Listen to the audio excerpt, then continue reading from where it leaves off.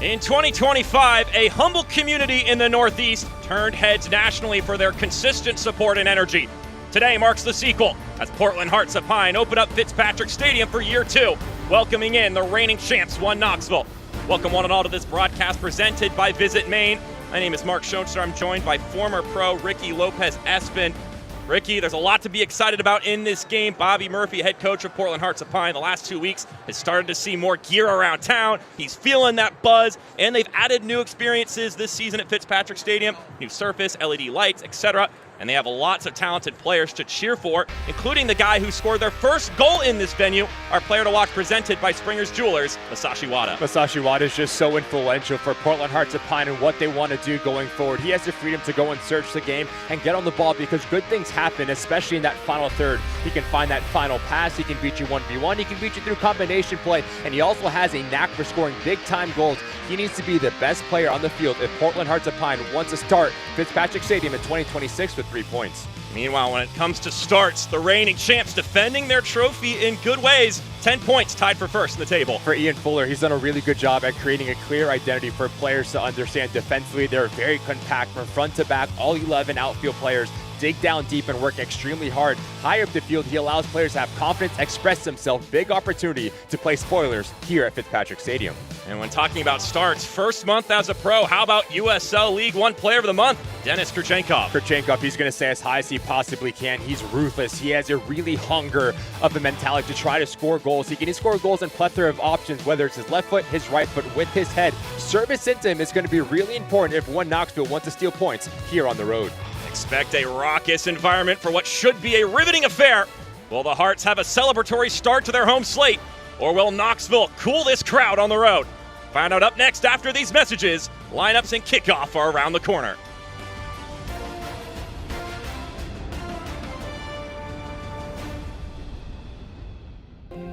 We move differently here, not in a rush, but in rhythm. We rise with the tide, cook with our hands, and speak when it matters. We pass on what's felt more than said. We laugh by firelight and stop to notice what others once saw. Every moment here means more because nothing is taken for granted.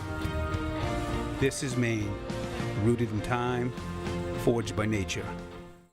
You might think it's easier to start tomorrow, or next week, or next year. But at Maine Health, we believe your best self starts today.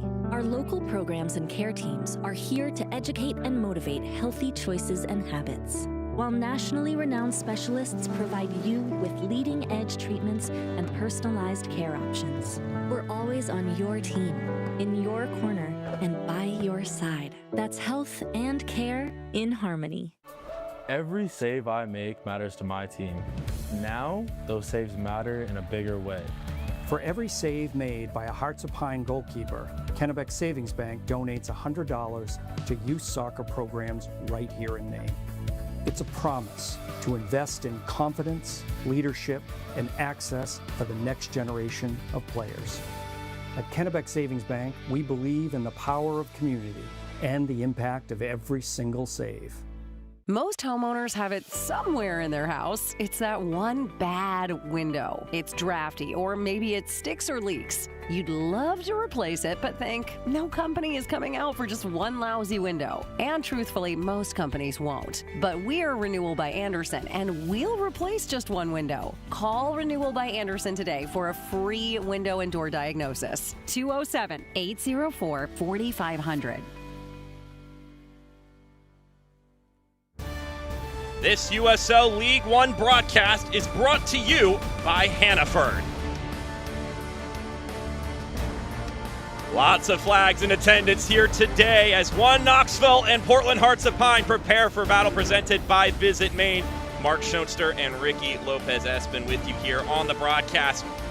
Let's take a look at some starting lineups, shall we? Of course, these lineups brought to you by NBT Bank. This is what Bobby Murphy is trotting out. You look at that middle trio of Wada, Lopez, and Punandron. Punandron's going to be a little bit more box-to-box. Mikey Lopez will be that single pivot in front of that back four, allowing Wada to go and be expansive. Ollie Wright and Kamara, opposite foot players on the opposite side, so meaning they're always going to want to challenge centrally. Titus Washington, look for him to make runs down the channel as spearheading the attack for Portland Hearts of Pine. Lots of experience in this starting 11 for Bobby Murphy. Meanwhile, on the other side of things, just 2 changes for Ian Fuller. You're looking at Caputo and Murphy. Those 2 players need to do a really good job at dictating tempo and taking the sting out of Fitzpatrick Stadium, meaning to slow this game down and instill some confidence. In doing that, you allow Rodriguez and Gill to be as wide as they possibly can, to go in isolation, all allowing going to go and play in between the lines. Expect the wing backs to come involved early and often for Ian Fuller as well. Just take a moment to soak in the vibes, Ricky. I mean, just what an incredible venue, and it's so great to have it back here. Really set a high bar for USL League One last season in its inaugural season. From just all the Portland faithful to the Dirigo Union, the supporters group. It is a packed house once again. Head official for this match, Mohamed Kalia. Knoxville right to left, Portland left to right.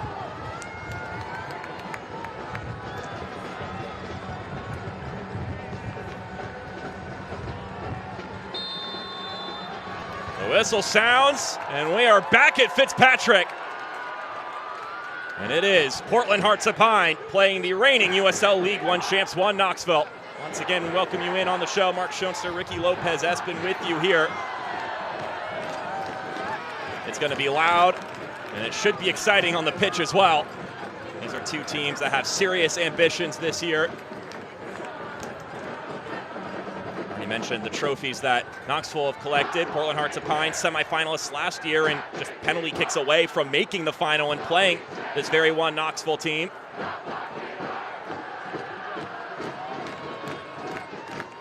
And you're going to see a lot of familiar faces, especially from that Portland team last year, out there in the starting 11. Also a ton of returning pieces for Ian Fuller's side, though of course some very important, notable additions as well, especially in the attacking side of things for the visitors. You can hear the chanting in the background, and Bobby Murphy, head coach for Portland Hearts of Pine, is telling us that he could feel that energy, feel that buzz, as this one is chucked in by Jaheim Brown. Not out of the woods yet. It's a scuffle for the ball, and escorted away by the captain, Mikey Lopez.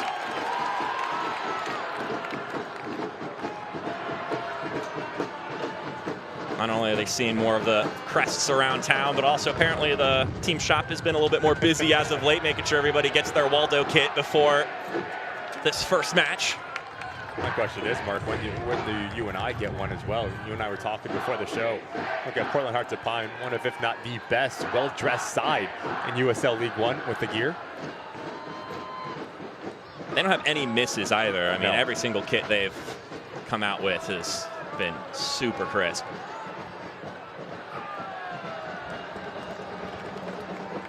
Let's take a look now at our injury report, brought to you by Maine Health. Unreported for Portland, which is not the situation a couple weeks ago, so they've been able to recover as of late. And then on the One Knoxville side of things, Rosamilia, still a couple weeks out, but he's starting to make his climb back after surgery. Wada, head over to JT Kamara. You and I had the ability to speak with Bobby Murphy ahead of this match, and he continued to mention how happy he is that players are starting to get healthy and getting that full roster for Portland Hearts of Pine. You look at the amount of players that have already had game minutes in USL League One, and he was really honest, saying maybe it's a false sense of confidence for those players, saying that they deserve those minutes. It's just due to the injuries that they've instilled through the early part of 26. Always in the early stages, you're laying the foundation for what you want to do as a club, and even if you have a large swath of returning players, every year's different. Especially if those guys are hurt and are not in the training room to help establish the expectations.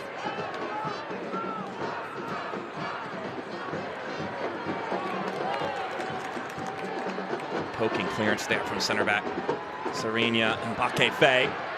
as Ollie Wright will tear forward. Ollie Wright,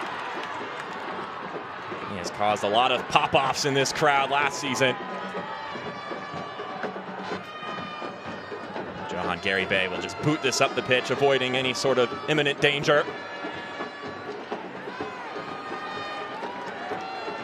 Jaden Joes Riley.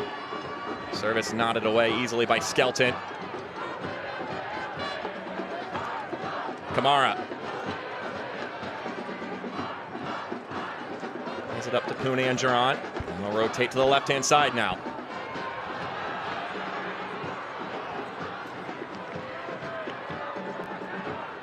Just see Portland Hearts of Pine trying to repress and keep this game in there, attacking third. So for Ian Fuller and One Knox, you need to slow this thing down. You need to take the sting out of the thousands here at Fitzpatrick Stadium and the 11 on the field, understanding that if you can grow in confidence, if you can get in a rhythm, and most importantly, bypass the initial line of pressure, the whole field will start to open up in your favor. Well, we're early on in the game, so let's take a look at our keys to the game, presented by Pape Chevrolet. And for Portland, you just need to be disruptive, especially with One Knox being so good. When they do get in a rhythm, they can play in between lines. They can hurt you in a numerous of different ways. And for One Knox, Ian Fuller was very open and honest at saying the two outside backs need to get involved and need to get high, pinning back Portland Hearts of Pine to gain some real estate. Running down this left-hand side. Here's Washington. Takes it first time. Tried to sneak it in near post. Gary Bay was ready. Audacious here from Titus Washington. Hits it extremely well off the half volley, forcing a nice save from Gary Bay. Good action for this target man for Portland Hearts of Pine.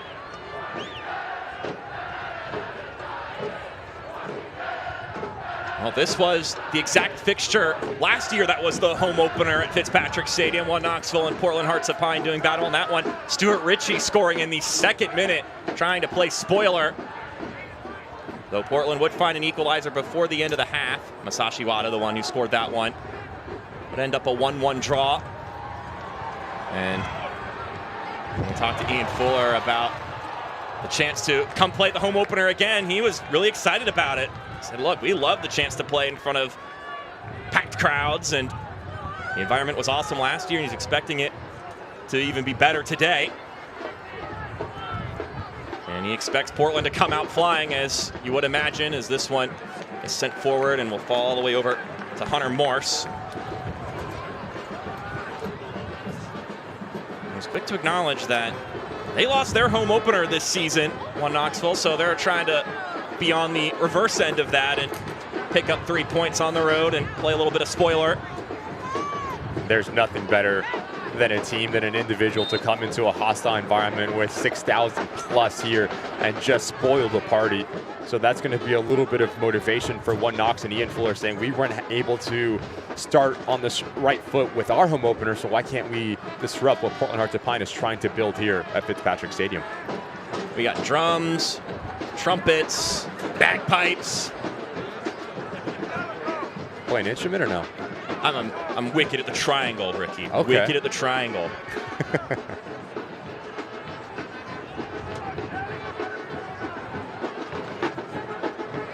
If they need one, they can give me a call. Watch out. Once again, pressure almost reaping rewards for the home side.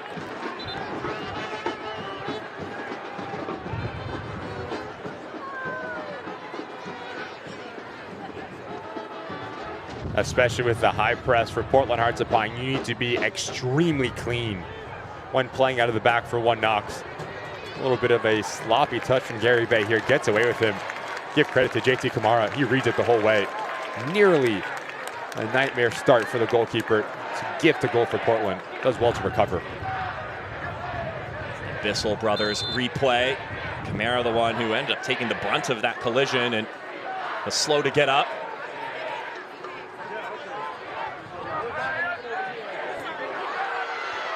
Some more pressure, Ollie Wright.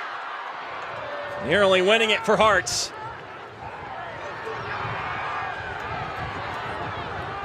Certainly bearing some fruit early in this game. The question is, will it be taken a step further, or will Knoxville settle into this match and be more comfortable in breaking it? Oh boy. That's an early yellow card for Ollie Wright, getting in the way of that restart. His first booking of the season. Not what you need if you are Bobby Murphy and Ollie Wright, especially not even 10 minutes into your home opener.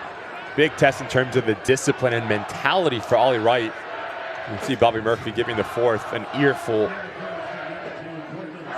especially with adrenaline high, trying to just make things happen. But give credit to Murphy, really clever from the midfielder, forcing the issues for Mohamed Kalea, and Ollie Wright goes into the book.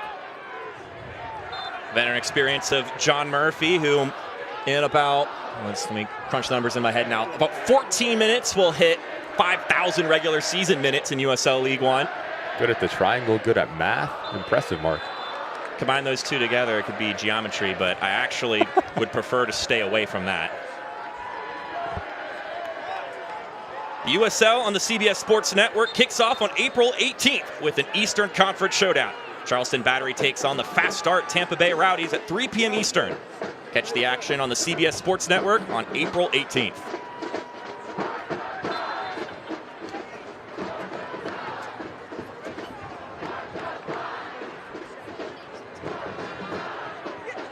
Ball lofted down the field.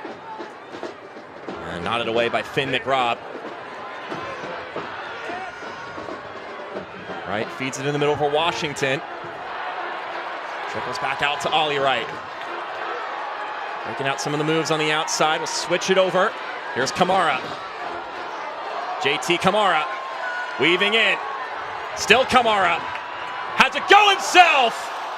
It'll skip wide. Talked about the wide parts of the field for Portland Hearts of Pine, specifically the wingers. They want to be inverted, meaning they always want to come centrally to get the ball on their preferred foot. Ollie Wright, fantastic ball across, and this is where JT Kamara is at his best. The ability to go 1v1 and at pace, put every single player at one knocks on their heels. A little bit of hesitation here, a lot of bodies. If you can slip that ball into Titus Washington, better option, but good start for JT Kamara. And this is the Portland Hearts of Pine team that we got used to seeing last season. It hasn't quite been there yet for Bobby Murphy's team this year, but he's felt in these last 2 weeks, where they haven't had a game, mind you, that they've really felt the progress. You get some players back, you have more time to spend on your identity and what you're doing as opposed to preparing for a match. They had 7 new guys on the pitch in their last match on the road against Sarasota. This lineup here today is much more familiar. Ball sent over left. Wada tried to feed it in centrally, and he earns a corner kick. Yeah, having a lot of success running out of the midfield. Portland is, especially from Wada. Washington occupies Skelton and McRobb. That allows Masashi Wada just to run that channel. Another dangerous corner kick here for Ollie Wright. This corner kick brought to you by the County Federal Credit Union.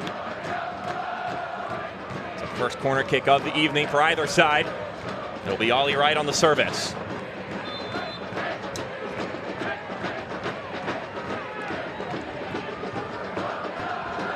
And it trickles almost in. It's a lunging save. And very quickly, they're going to wait for medical help.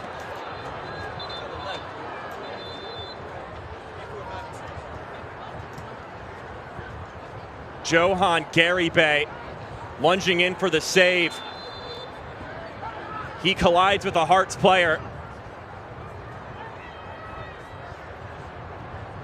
Masashi Wada, the one down on the ground.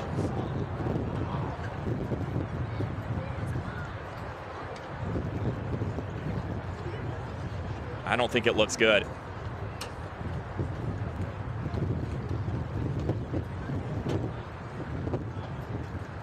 And what was suddenly, or what was a loud crowd, goes deathly silent. Bobby Murphy looks on. Masashi Wada. Such a key piece to the team last season. 9 goals and an assist in league play. Already has a goal and an assist this season in just 3 matches.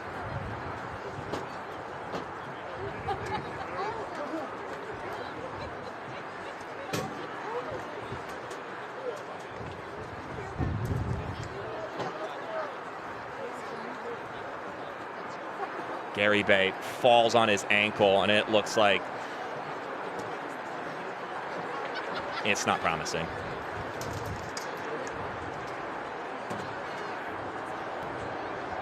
Wada, who turned 29 today from Japan.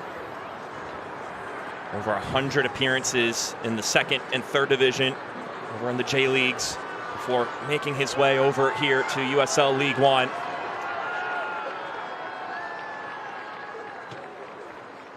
And on comes the ambulance here in Portland. And you could sense the urgency immediately, because Gary Bay falls on Wada and then immediately starts waving for staff to get onto the field. Just one of those that once you realize what happens and you just see the reaction from not only the Portland Hearts of Pine players, but the one Knoxville players recognize does not look good. So immediately signaling to the bench to get medical attention quickly onto the field. Just see the disbelief for the thousands here at Fitzpatrick Stadium.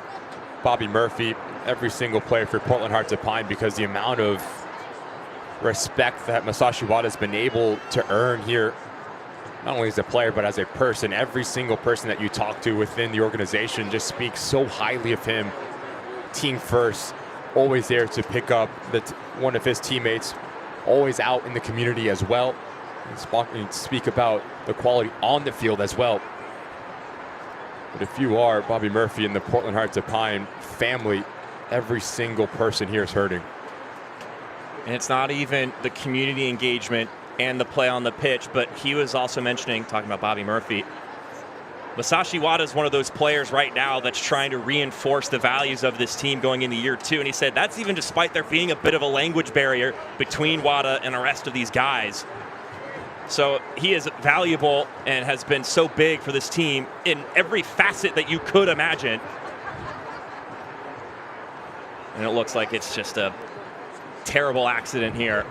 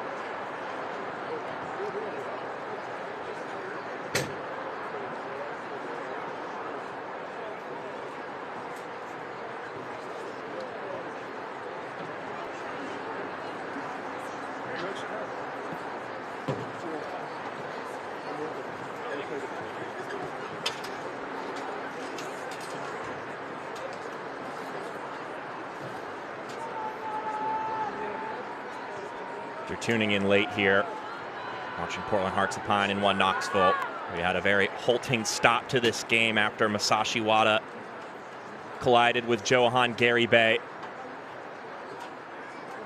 and has appeared to have suffered a pretty serious injury.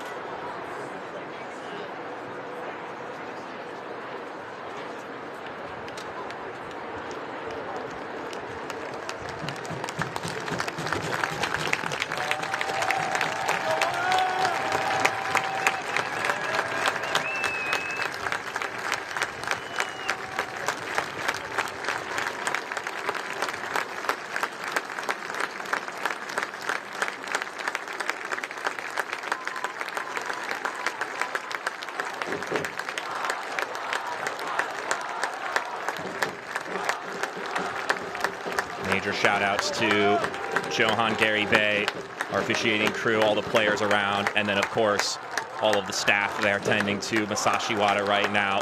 Quick response to what is a pretty serious injury for Masashi Wada.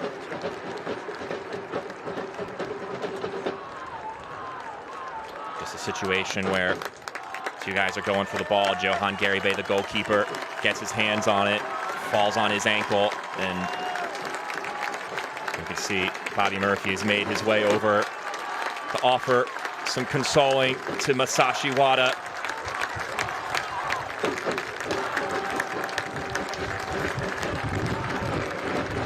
Going forward, we wish him smooth recovery because, I mean, you just hate to see this.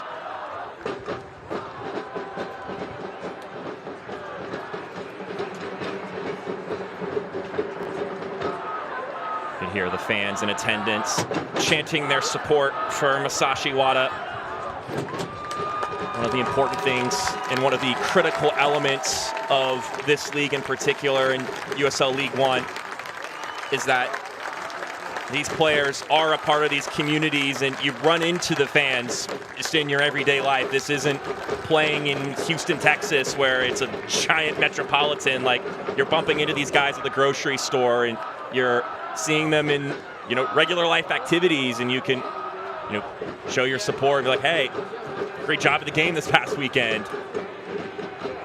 And so that support just means that much more from the fans to players when they get hurt like this.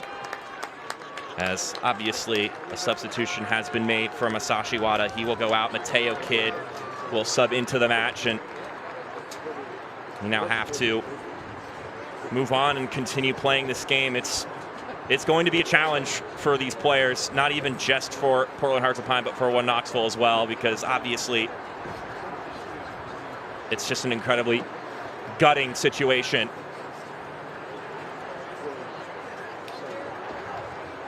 Substitution, by the way, brought to you by Springer's Jewelers, is Mateo Kidd, guy who has experience playing for Bobby Murphy at St. Louis City too. You and I, Mark, have had the ability to speak with Bobby Murphy over the last 2 seasons, and we asked what was the pillar to build a culture for Portland Hearts of Pine, and the first thing that came out of his mouth was we wanted to give back to the community. We wanted to represent what Portland, Maine is all about for the fans that come to Fitzpatrick Stadium week in and week out to watch us play. They can recognize that this team is built on hard work, that this team is going to be a reflection of what the city is. And he was also quick to point out, saying we wanted our players to go out into the community, to be very vocal, to be seen and be one of them. So to have a player as impactful as Masashi Wada to go down on his birthday in a home opener like this, it's going to strike a chord for every single person here at Fitzpatrick Stadium. And you and I and the rest of the USL community just wish him the best going forward. Something that is unfortunate part of our sport.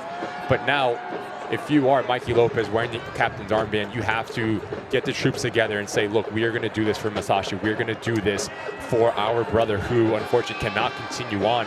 And for Knoxville, again, Difficult, yes. The mentality is going to be very difficult to say because this is a human that we're talking about, someone that has dealt with a really hard injury. But so there is a job to be done. The next 5 minutes is going to tell us a lot how both of these teams approach the remainder of this game. And the fans in attendance also have a somewhat crucial role in all of this as well, trying to bring back the energy for their home team in particular, but it even is applicable to the visitors as well to, you know, bump up the spirits.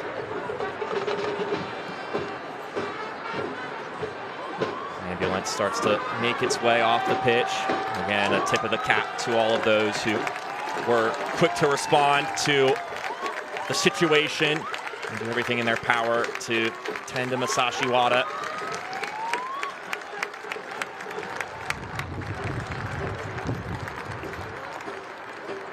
Now the hope is that it's up from here for the Japanese midfielder.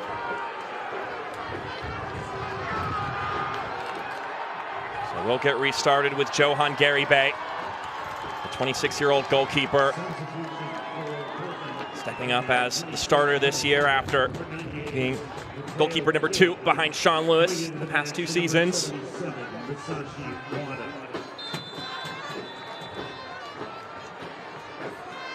And we are back and running here at Fitzpatrick Stadium. Once again, the home opener for Portland Hearts of Pine. It's a rematch of last year's home opener for them. That game ended in a 1-1 draw between Knoxville and Portland.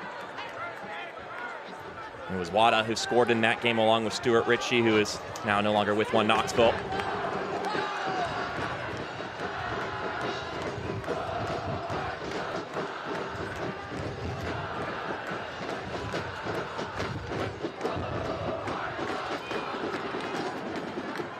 Kamara drills it up the center to Mateo Kidd.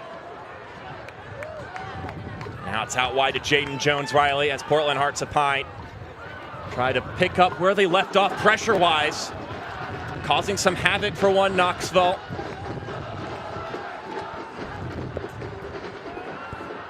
So much of throwing that press, though, is just about that mentality, and obviously you've hit a harsh block in the road as far as being dialed in mentally.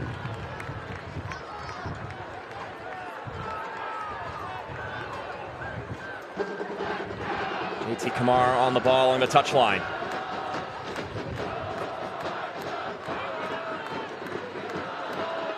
Jones-Riley will cross this one inside, and it's claimed by Garibay.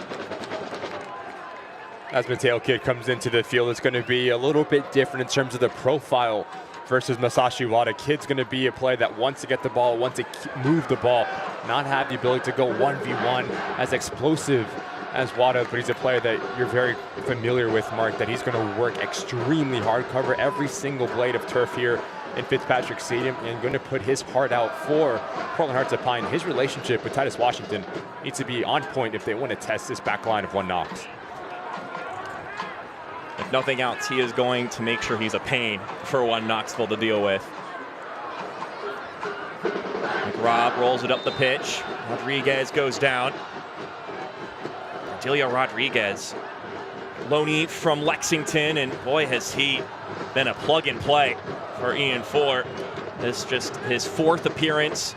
He's already got 2 goals and an assist. Someone who is fit in seamlessly as Ollie Wright will take it up the pitch. Wright hits the brakes and play it out to Kamara. Here's Kidd. Great ball. Splitting intervention kept it from reaching Ollie Wright, and it's cleared away. There's a really good understanding between JT Kamara and Ollie Wright. Both players want the ball, want to combine, want to go 1v1 as well. But good recovery in the end from Caputo, dropping down and denying this ball into Ollie Wright. Mohamed Kalia making sure this reset's taken from the right spot. Washington back to Jones-Riley.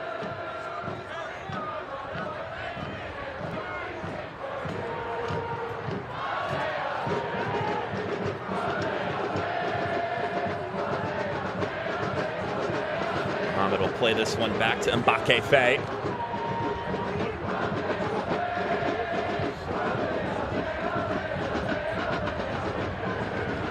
Kamara feeds it into the middle. Hunan Duran.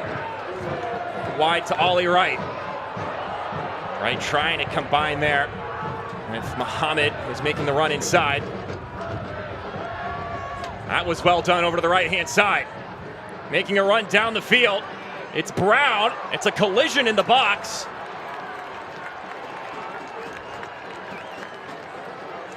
A venturing run. And it's cleared away. And maybe a hit to the face means a free kick incoming for Knoxville. Just want you to notice center of your screen, number 5, Mikey Lopez right here.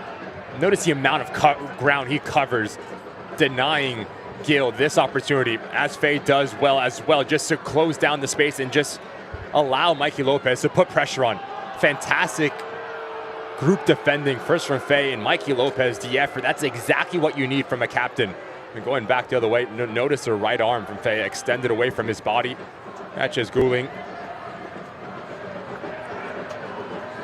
And it'll be a yellow card for Serena Mbake Faye. And a free kick incoming for One Knoxville.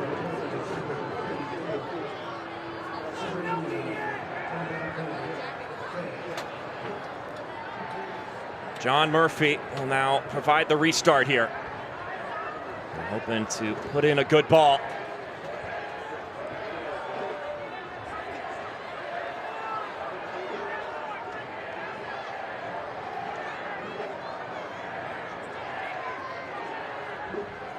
Murphy, 25 years old, but already a pretty experienced player in USL League One.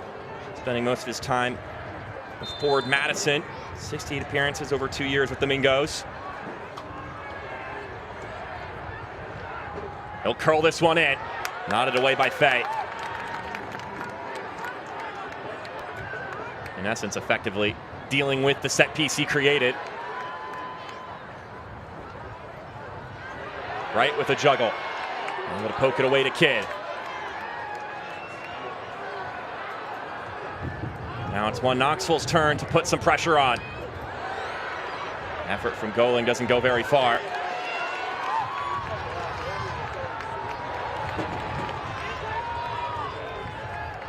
These are two teams that certainly want to put the pressure on their opposition and put them in bad positions. Both of these teams also coming off a game on the road against Sarasota. One last weekend and one 2 weeks ago. It was a 2-1 victory at Sarasota last weekend for One Knoxville, a game that really the visitors didn't have a great control over, at least not in the attacking third. The tempo of the game they dictated, but Ian Fuller mentioned they were just too sloppy in the final third, and that gave a lot of counterattack opportunities to Sarasota, but they were able to score 2 goals in the span of 5 minutes.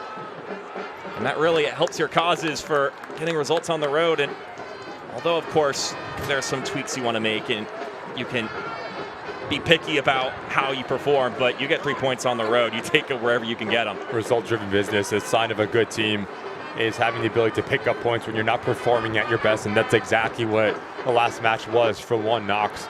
Ian Fuller was very open and very honest, saying coming into Fitzpatrick Stadium knowing that it's going to be a home opener, that there is going to be a lot of adrenaline, that there is going to be an atmosphere. We need to do a good job defensively and being very organized.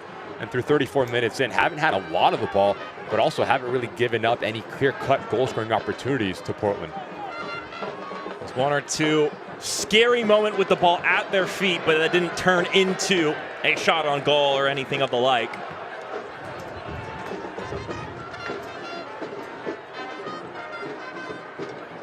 There he is, Ian Fuller. Both him and Bobby Murphy, second-year coaches in this league, and both very successful in their first year. Of course, Ian Fuller, as successful as one can be. And they're off to another great start this season. That's a tough collision between Mbake Faye and Kamali Green.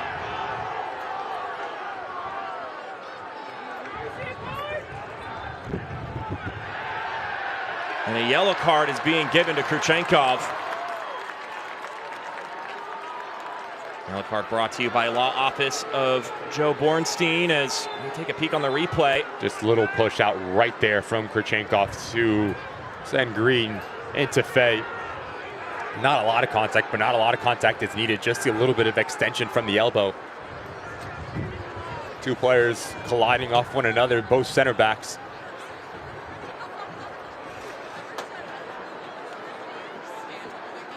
Well, that'll put that dead in its tracks, and Kamali Green and Mbake Faye, that center back duo, now getting tended to. Already had one serious stoppage in this game for Masashi Wada, going down with a pretty awful injury. Now once again, Portland Hearts of Pine players needing some tending to from the training staff, and this one certainly nowhere near as catastrophic.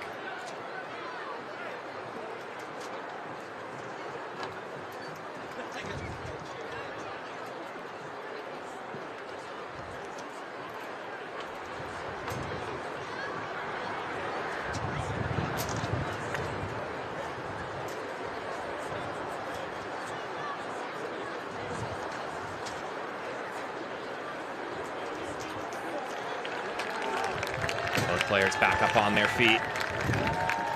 Look ready to get back into action here.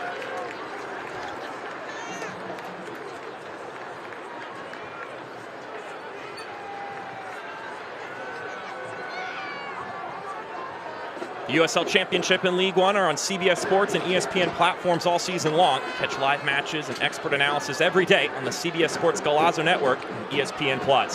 Go to USLChampionship.com or USLLeague1.com for the complete USL TV listings. Morse gets us going once again, 36 minutes in.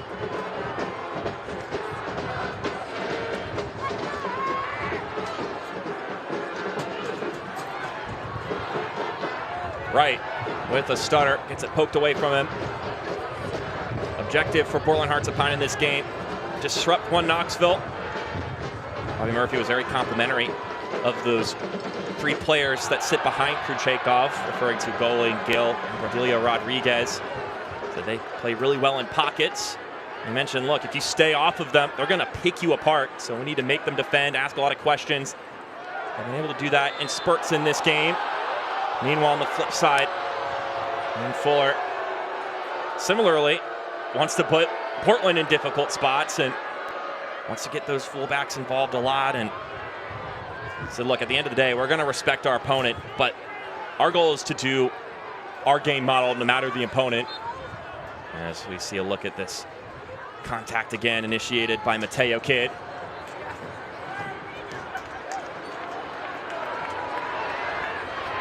It's always a balance between how much do you adapt your game depending on who you're playing versus how much do you just stick to your style and do what you're comfortable with and force the other team to adjust to you.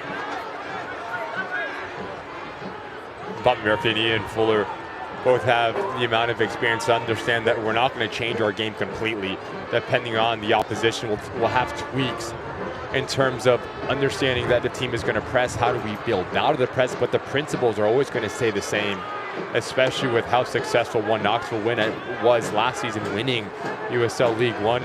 Portland Hearts of Pine getting into a semi-final in their first year. So whatever both of these coaches have done and have created here, obviously found success. There are going to be little differences that you make, whether it is playing a little bit more direct, bypassing the pressure, understanding if the goalkeeper is going to become more involved in the build-out phase. Those little things to create overloads are things that you can adapt and you can add to your tactical game plan.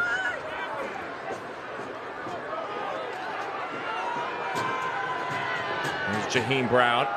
And this one back to Murphy. Two sides that are still in that crafting process of fully establishing what your football looks like in its best sense. Ollie Wright wins it back for Portland. Cuts it inside nicely. Lopez across the middle. And it's booted out of danger by John Murphy. It'll be our second corner kick of the evening, brought to you by the County Federal Credit Union. As you bring in Mateo Kidd, now there's a sense of fluidity between the middle three of Mikey Lopez, Punandron. This time, Mikey Lopez is playing as the number 10 in between lines. Ollie Wright does a really good job at just disguising his passes. Wright swings in the cross, and it'll go wide. Appeals that it took a deflection off of one Knoxville will not be answered by our head official, Mohamed Kalia. Select is proud to be the official match ball supplier of the USL Championship. From the grassroots to the pros, Select is there every step of the way. Visit us.select-sport.com for the latest Select products, specials, and more. Select, the player's choice. It's also the match ball supplier of USL League One. More pertinently in this game.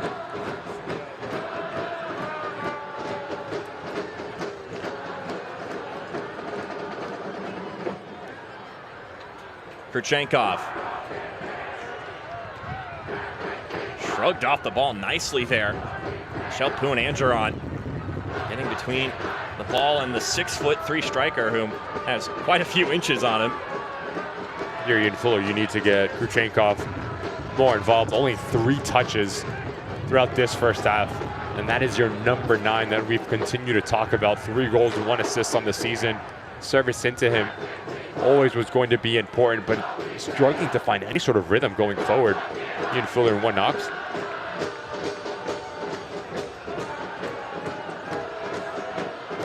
Mohamed rolling it up ahead.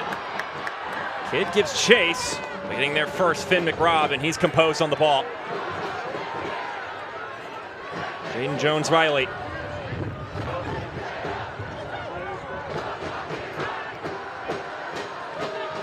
Worth noting, those blue lines are not markings for the footballing pitch, as that one goes through the legs of our head official. And a free kick has been awarded to the home side. Mateo Kidd goes down, knocked over by Abel Caputo. Clever from JT Kamara to hit this ball into the pocket and give Mohamed Kalea a little bit of athletic ability and vision as well. But there is a push in the back here from Caputo. Knows he's not going to get to the ball, to hands through the back of Mateo Kidd. Dangerous set piece here for Portland. And we'll see who decides to let this dead ball fly. Right now it's Kamara and Wright, the ones who are sitting behind. It looks like Ollie Wright will be the one to take it.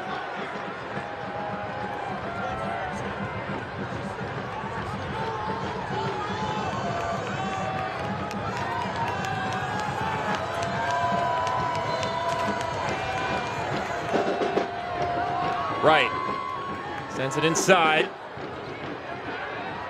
That one took a scuffle and it'll be booted away, or at least dragged away by Jordan Skelton. Skelton, a man who's not unfamiliar with clearing the ball out in USL League One, someone who's many seasons been at the top of that category across the league. Recently hit his 100th appearance with one Knoxville. Just a guy who has been emblematic of this team since its inception, or at least since its upgrading from USL League Two to USL League One. Ball slid over to Mateo Kidd. Now Wright. Working his way inside. Kidd with the service. And a player goes down. It's Titus Washington. And no foul called by our head official. If Mateo Kidd is going to drop and be the supplier of this ball, you need a secondary runner into the box. You only have Washington versus about 5 Knoxville players. Would have been really harsh for Mohamed Kalea to point to 12 yards out there. Nothing in that whatsoever. But if Mateo Kidd drops, that is the signal for Punandron and Mikey Lopez to get themselves into the box, as well as JT Kamara to just to challenge this Knoxville back line.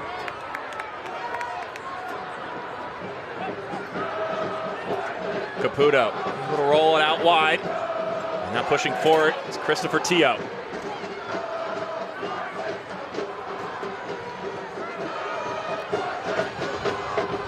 And Skelton once again. The captain's armband.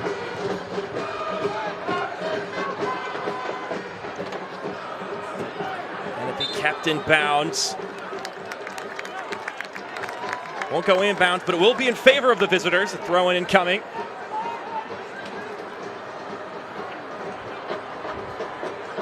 Soccer season is here, and SeatGeek is the official ticketing partner of the USL. Get all your USL tickets and more from the #1 ticketing site, SeatGeek, your ticket to great seats. Actually be a throw-in for Portland Hearts of Pine as it's lofted to the middle of the field, and Knoxville will reclaim possession.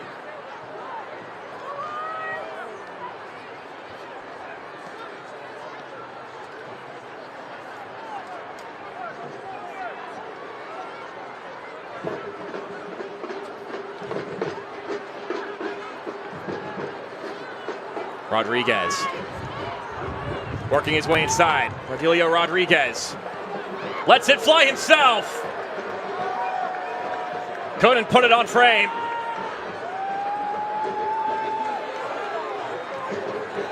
A little bit of life here for One Knox. As you would expect, 15 minutes tacked on here, and if you're tuning in late and you're thinking, what on earth is that number? It's because Masashi Wada, one of the star players for Portland Hearts of Pine, went down with a serious injury early on in the game. Required medical help, ambulance onto the pitch. So there was obviously a significant stoppage of time.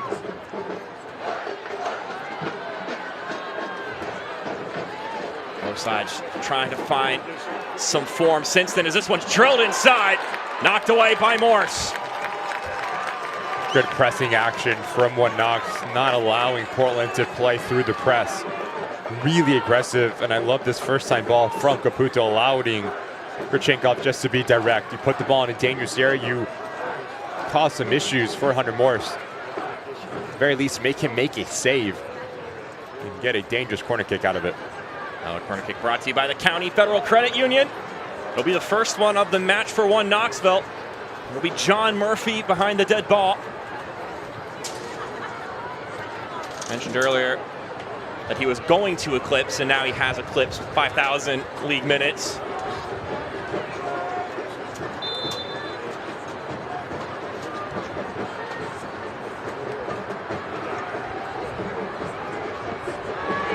Easy to clear out for Michel Poon-Angeron.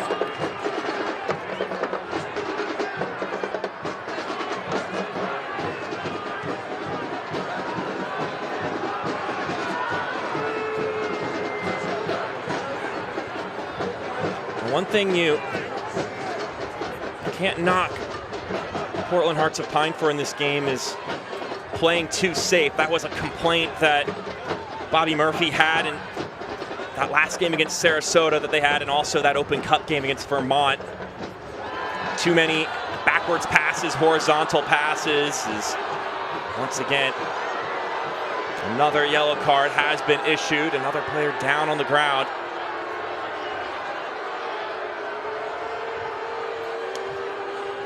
When the game has had some flow to it, it's been exciting back and forth, but we've had several collisions that have put this game to a screeching halt. Just no need here for Muhammad to come in and lead with his shoulder through the back of Gill. Yeah, I mean, just reckless. Yeah, that's crazy. Deserving of a yellow card, and as this play happens, every single person in the One Knoxville bench gets up on their feet. The third player now for Portland Hearts of Pine in the book of Muhammad Kalea.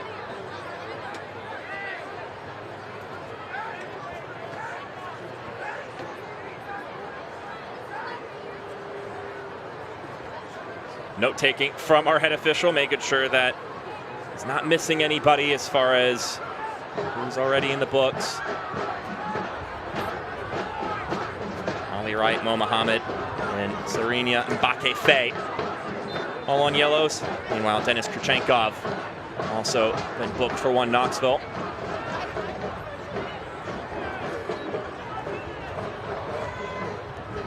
Service from Skelton was trying to find Rodriguez. Nodded away for a throw-in. They'll quickly retake it. Caputo out wide. Tio with the service, whipping in.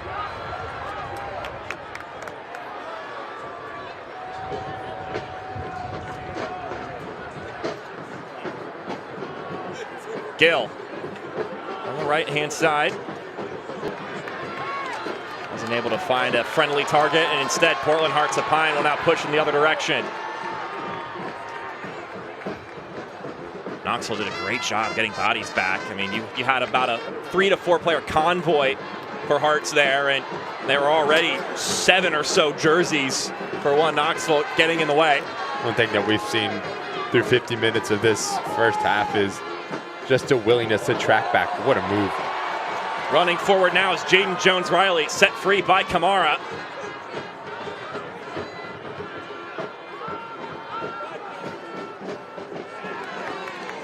Just a willingness for both of these sides to track back, to work extremely hard. And the tempo has been really fast. Both of these teams want to go, and they want to go at pace. Good work there from Christopher Teo, not only to land in that challenge, but then earn the deflection. Here's a look at this back heel once again. JT Kamara. You know, he's got some flair when the ball's at his feet, whether it be try to dribble for himself or to create for his teammates. He just brings a little bit of that wow factor. Well, maybe a lot of it.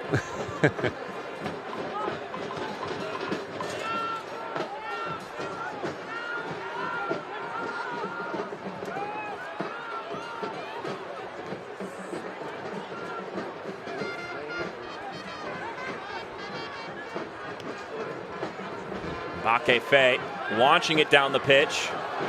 And Washington getting too much contact there with Finn McRobb. Can't watch the match? Turn on Sirius XM FC 157, North America's only 24/7 source for engaging soccer talk, including USL All Access on Tuesday nights. Plus hear live matches from the USL, MLS, Premier League, and more, all on Sirius XM FC 157 and the Sirius XM app.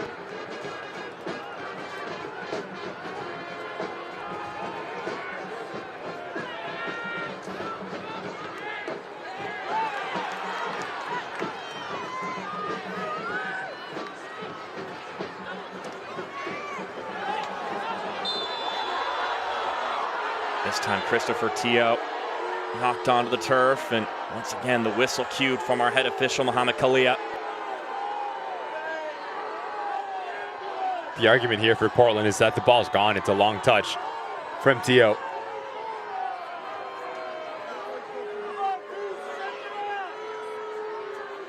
And if Jones-Riley does make this initial contact, will he get on the end of it? It's a foul, yes. But you have to bring in the consideration. Is there an opportunity for Teo to get on the ball? That ball's already out of bounds. But yet another dangerous set piece here for Murphy to whip this thing into a dangerous area and really test Hunter Morris at this back line of Portland. Jordan Skelton, Finn McRobb, both at 6'4". That center back pairing now has a chance to make their way up the pitch. Just a tad taller than Green and Mbake on the other side. That service doesn't really make a difference there, though, as far as that height margin is concerned. That's back-to-back services for Murphy that continue to lack quality. You need to give air underneath this ball and allow your teammate to try to make a play on it. Top priority for any set pieces is to beat that first line of defense. So Jaden Jones-Riley gets us going once again.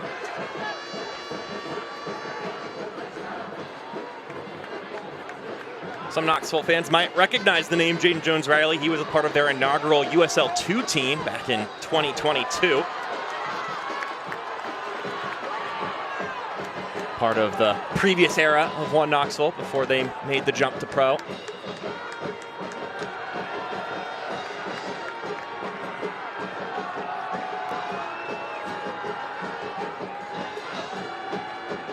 We've got an efficient setup here of getting a ball in someone's hands and getting the previously sprayed ball into the crowd back to one of those little podiums.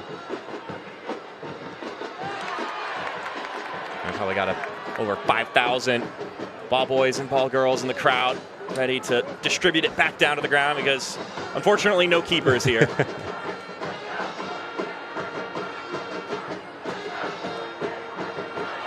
Ollie Wright with some space in front of him. Wright. Now he uses his fancy footwork Washington back in the middle. Tapped into the middle for Lopez. Kamara doing whatever they can to try to fire it towards goal. That trickles out to Lopez.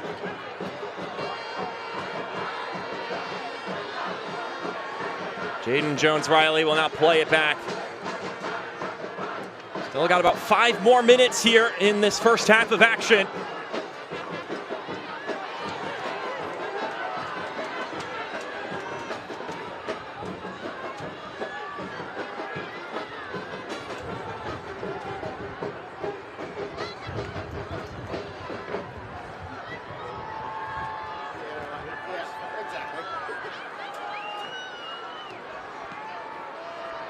Seven changes to the starting lineup for Bobby Murphy in this game in comparison to their match against Sarasota.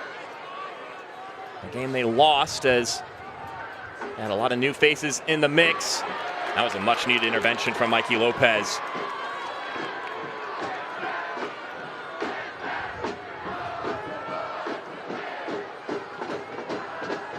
This one played out to Jaden Jones-Riley.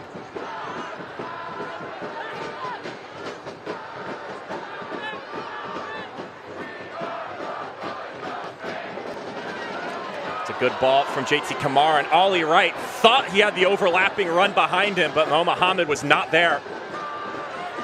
About 5 seconds earlier, Ollie Wright is signaling to Muhammad to start his run around the corner, knowing that JT Kamara is going to pop this ball centrally into Ollie Wright. Need a little bit more communication and understanding if you are Muhammad. Ardelia Rodriguez on the other side. Gets by one defender. Rodriguez chips it to his left. Tio cutting back inside. Could not find going. He was there waiting for the pass. And now Kamara in open space.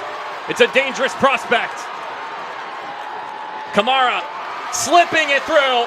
Getting first is Johan Garibay. An exciting moment on both ends of the pitch.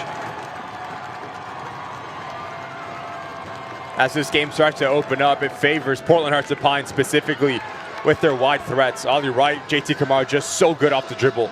And as they drive at this back line from one Knox, you have movement ahead of the ball. This time Garibay doing a really good job at staying with the play because Brown, the right back, is caught.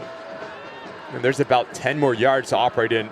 Ollie Wright's getting on the end of this ball from JT Kamara. Kurchenkov sliding in to maintain possession for the visitors. One Knoxville, a team that Ian Fuller mentioned last season, their title-winning team, by the way, were so incredibly tough to beat. They made it so every team had a absolutely hellish time trying to score on them as Kurchenkov gets through. His shot right down the middle. Hunter Morse doesn't have to move too much. Just so opportunistic, Kurchenkov is. A little bit of hesitation here from Faye. As a center back, you need to go and attack this ball. You cannot let it bounce twice. But really good touch from Kurchenkov. Also that secondary touch, just trying to bend it towards that far post. Doesn't hit it as cleanly as he would like. Mateo Kidd sends it out wide, and that's beyond JT Kamara.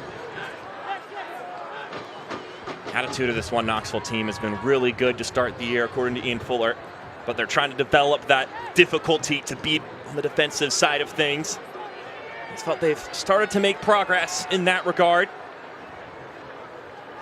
Lost that first game of the year at home against Forward Madison, and their home field last season was an absolute fortress. Kurchenkov stepping inside. Once again, Lopez flying in to make a much-needed intervention. Several times in this game, he's put out fires. Tremendous work from Mikey Lopez.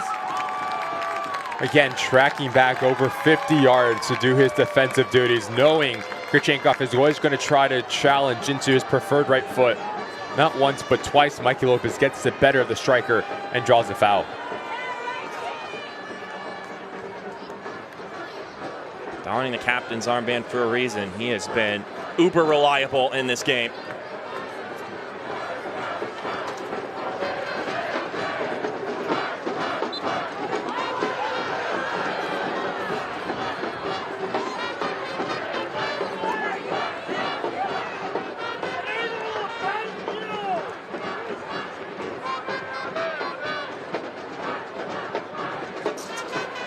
eFootball's here. Live your dream, rep your team, and play as your favorite USL Championship club. eFootball's free to play. Download now. 10 out of 10. No notes, Ricky. I learned from the best, from you. Come on. You're making me blush. Jordan Skelton launches this one down the pitch, and we got a couple more seconds before we can start to look for that whistle for the first half. Washington making some movements.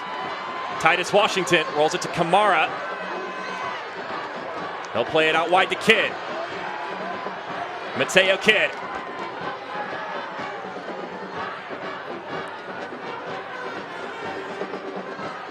Kamara driving forward. JT Kamara knocked over. Ref says play on.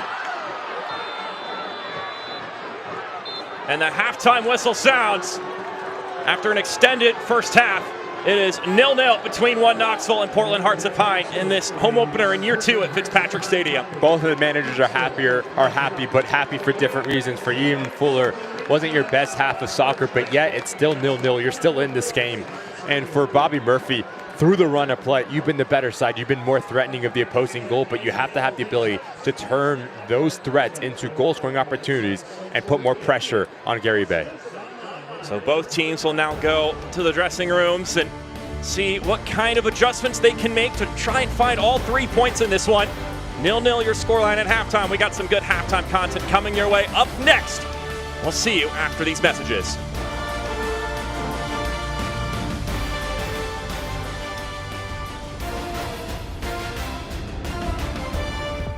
This is the boot that started it all. When you think of LL Bean, you think of the Bean boot. LL, our founder, was an avid hunter and fisherman. He wanted to develop something that could keep his feet warm and dry. Since 1912, 113 years ago, the Bean boots are still handmade right here in Maine. We have so many variations of the original Bean boot. We literally have a Bean boot for everyone, every type of style. This spring, invest in your nest with the County Federal Credit Union. Your home has grown in value season after season. With the county's 10-10 Home Equity Line of Credit, you can borrow up to your credit limit over 10 years with interest-only payments over those 10 years, 10-10. And then you can stop and smell the roses, soak up the sun, and invest in your nest. The 10-10 Home Equity Line of Credit, the County Federal Credit Union, countyfcu.org.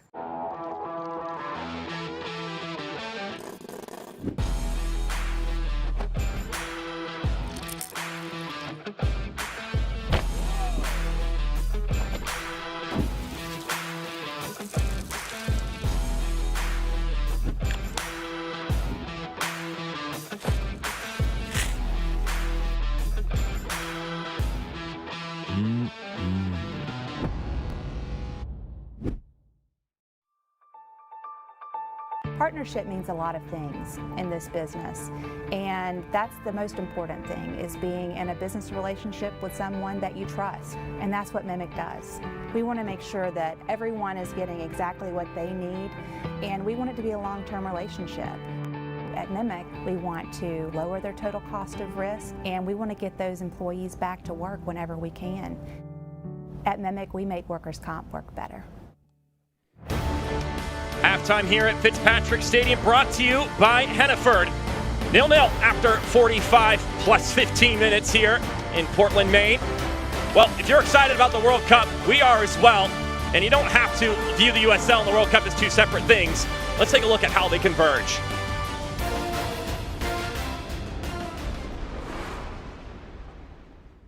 With the field for World Cup 2026 now set, the USL can enjoy its place in the countdown to history. Never before has an active USL player taken part in a World Cup, until now. For the past 2.5 years, more than 30 players from USL Championship and League One battled through World Cup qualifying. This summer, 6 of them have a chance to hit the field for their respective country. Miami FC teammates Eloy Rom and Jurgen Locadia made history, helping Curacao qualify for the World Cup for the first time ever.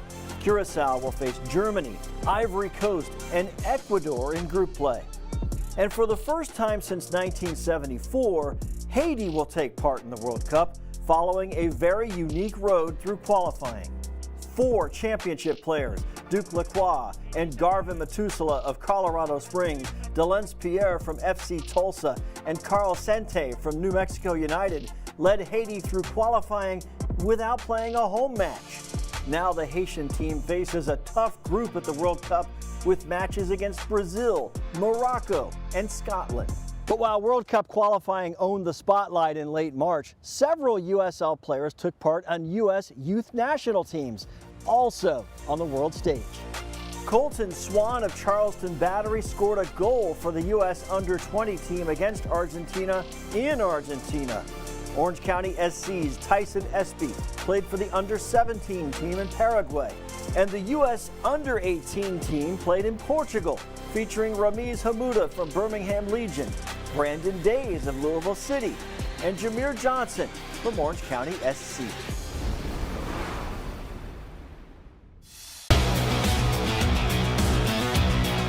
This week on USL All Access, which championship team benefited the most from the third-round Open Cup draw? Ben Pierman, head coach of the Charleston Battery, becomes the second youngest and second fastest to 100 USL Championship victories. And how about MD Myers? Forward from the Tampa Bay Rowdies joins us to talk his unique career path and what it's like being the main man under Dom Casciato.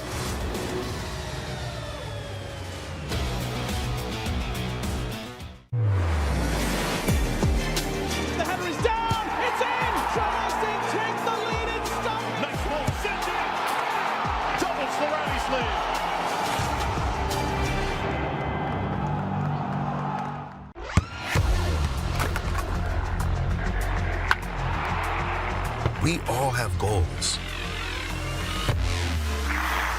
But let's be honest, most of us aren't going to be professional athletes. But if your goal is to finish your degree, we can help. Come to a university that puts your goals first. Bellevue University, your partner in finishing goals.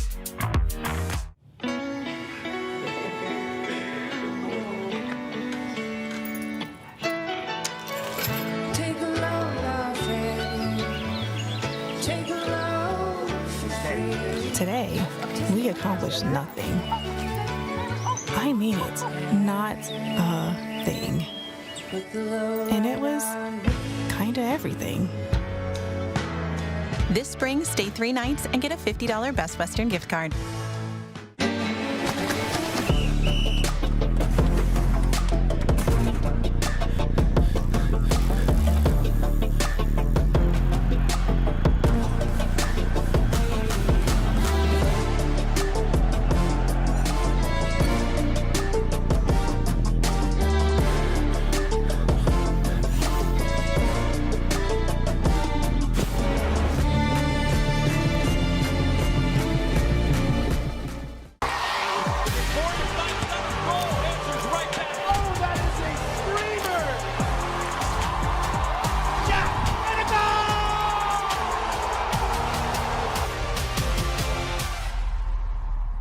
Hey. Hey. Allagash White for you. Can I get you a beer? Yeah. Let me give you a minute. What you thinking?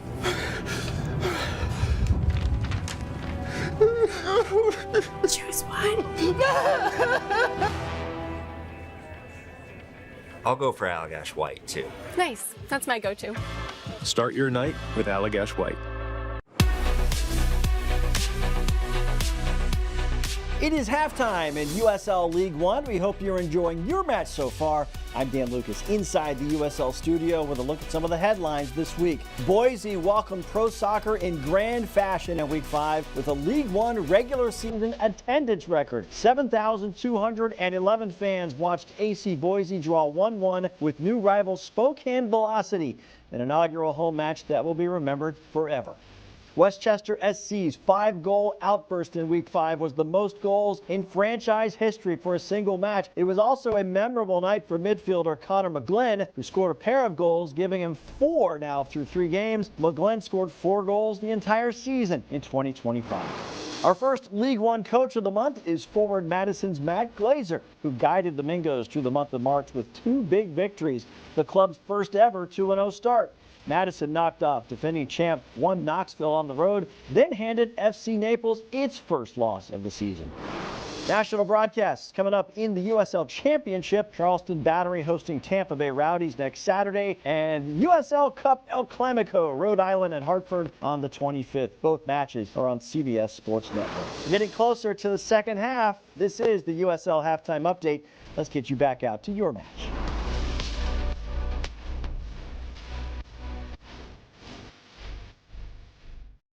Thank you, Dan. We're back here in Portland, Maine. Halftime brought to you by Hennepin.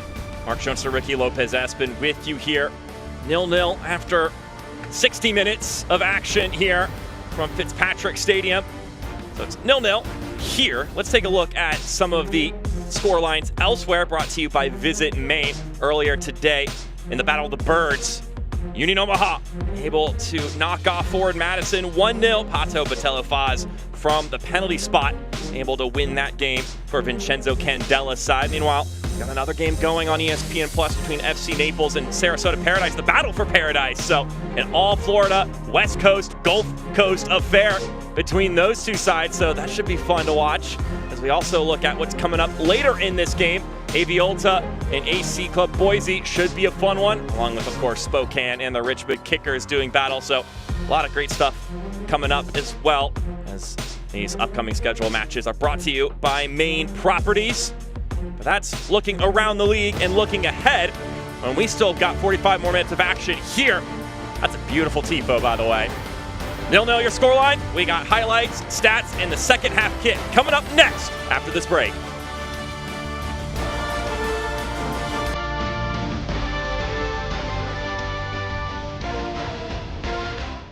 We love it here. Here is the smell of fresh bread, good food at the table,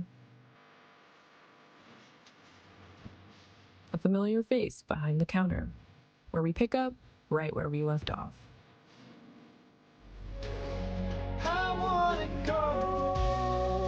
Right here is where all the good happens, because here is home. We move differently here, not in a rush, but in rhythm. We rise with the tide, cook with our hands, and speak when it matters. We pass on what's felt more than said. We laugh by firelight and stop to notice what others once saw. Every moment here means more because nothing is taken for granted. This is Maine, rooted in time, forged by nature.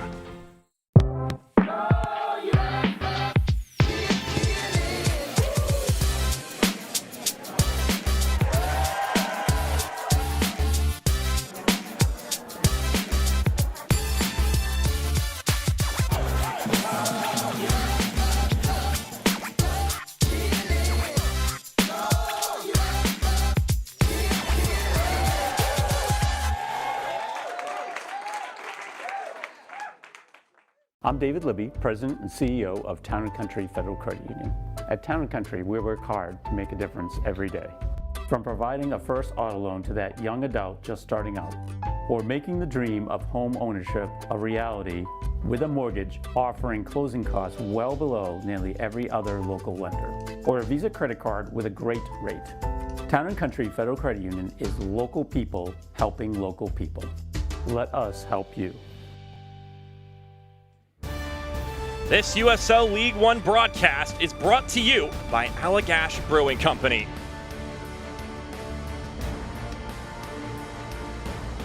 Nil-nil your scoreline here after the first half of action. The second half is on deck here. Mark Schoenster, Ricky Lopez-Espin with you. Halftime presented by Hennepin. And we are at the closing moments of halftime. But first, let's catch you up on everything that took place in the first 60 minutes of action, because we have 15 of added minutes as we take a look at the atmosphere. It's the home opener in 2026, the second year in USL League One for Portland Hearts of Pine, and they were bringing the energy from the get-go. A lot of pressure early on in the game meant Hearts had some chances. JT Kamara was able to earn this corner kick for his side, or at least give it a go. They would keep applying the pressure and trying to make something happen. 13th minute. This is where we have the stoppage. We're only going to show you the faraway angle. Masashi Wada, his ankle fallen on top of by goalkeeper Johan Garibay. An ambulance was needed to take him off the pitch. And then we had to get action going again here, Ricky. And obviously, it takes some time to get some pep in your step after something like that. But in the 46th minute, we started to see some chances brewing. Yeah, started to realize what this game was all about for both of these sides and get their mentality right. Kurchenkov doing a good job just riding the line and staying as high as he possibly can, forcing a good save from Hunter Morris. And then again, understanding if you can make a half opportunity into a full opportunity, you put pressure on this back line of Portland Hearts of Pine. Hunter Morris doing another good job at staying centrally. Easy save for a goalkeeper of that quality, and it's 0-0 after 60 minutes. So here's a look at your halftime stats presented by Town and Country Federal Credit Union. As we see the numbers here, couple of shots, couple chances for both sides, so some moments for both sides to look at and try to latch on to, but obviously there's still a lot of work to be done. For Ian Fuller's side, understanding that you did the hard part, you weathered the storm with the thousands here in the home opener for Fitzpatrick Stadium. Now, can you start to create a little bit more in the attacking phase of play? That's going to be a top priority for Lynn Knox.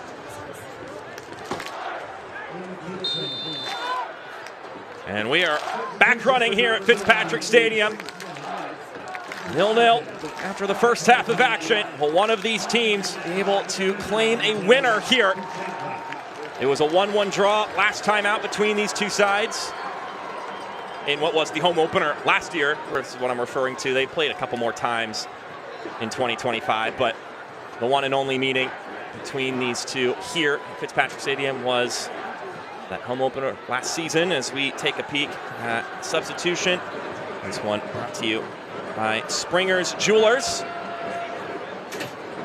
It's going to be a back and forth competition all season long for that number 9 spot for one Knoxville. Of course, Denis Kurchenkov off to a great start in his professional career, getting himself USL League One Player of the Month. But Babacar Dieng, he is the incumbent.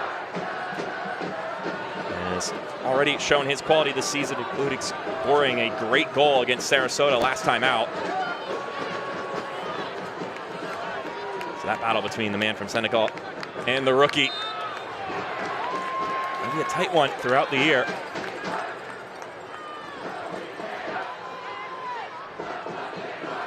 Certainly going to be a stressful problem for Ian Fuller to have, but it's a great problem when you've got two strikers that both have already proven their capabilities.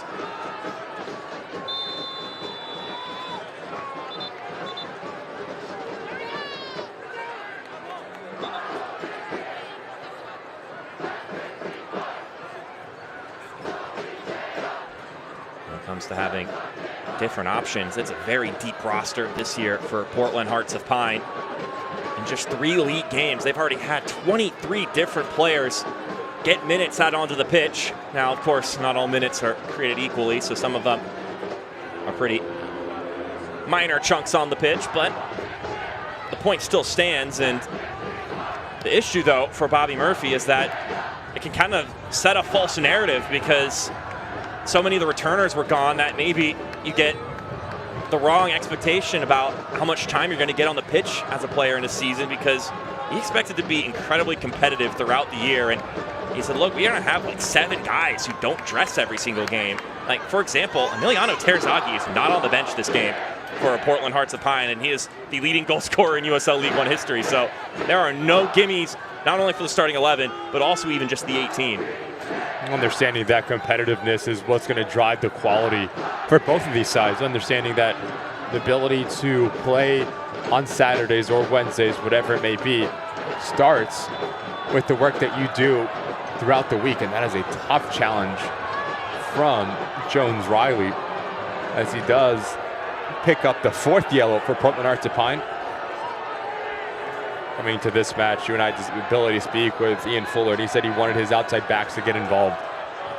They're doing a good job at just pushing the tempo. This touch right here creates a little bit of separation. You are Jones Riley, you need to get this right in terms of the timing become a little bit overzealous, get in the book and give one Knox an opportunity to put pressure on your defending goal. That's 3 of their 4 members of the back line now on yellow cards here, Ricky. Mbake Faye, Jones Riley, and Muhammad all have been put into the books by our head official, Muhammad Kalia. Also have 2 players top of the 18-yard box here for one Knox, and not one Portland Hearts of Pine defender in the vicinity. Real Gill wants to provide the service here.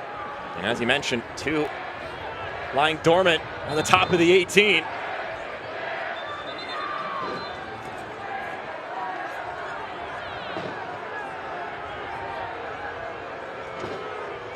A little bit of contact between, seems to be like Mateo Kidd and T.O.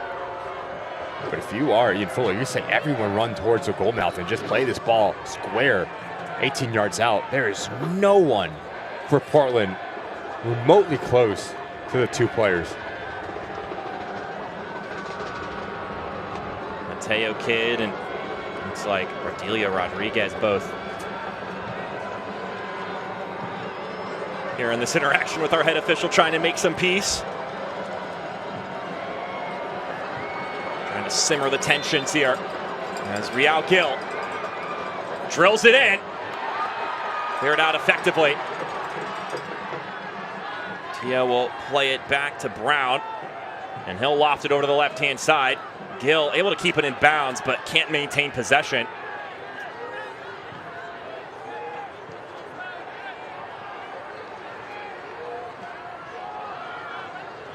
Skelton rolls it to his left for McRobb. And up they go once again. Goling. That's back inside for Gill. Sifts it forward. Pinballing around. And then a one-timer from Babacar Dieng. Couldn't put it on frame. Already 5 minutes into this second half, we've seen one Knoxville be more threatening through that first half for Ian Fuller. Combination play between Gill, Dieng. Just a little bit off balance from Dieng. Notice how he's leaning away and swipes at this ball. Never challenging under Morris. So we'll get restarted here, courtesy of Kamali Green. He'll play it right to his goalkeeper.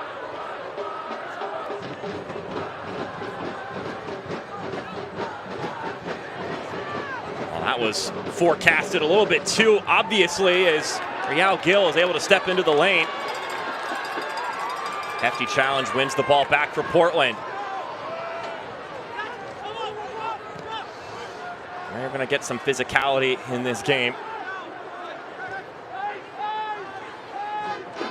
Gill couldn't settle it.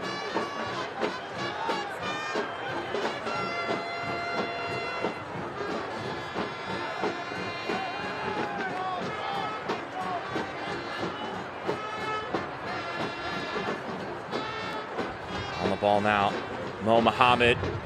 No, trying to switch the pitch here. And now it's Rodriguez.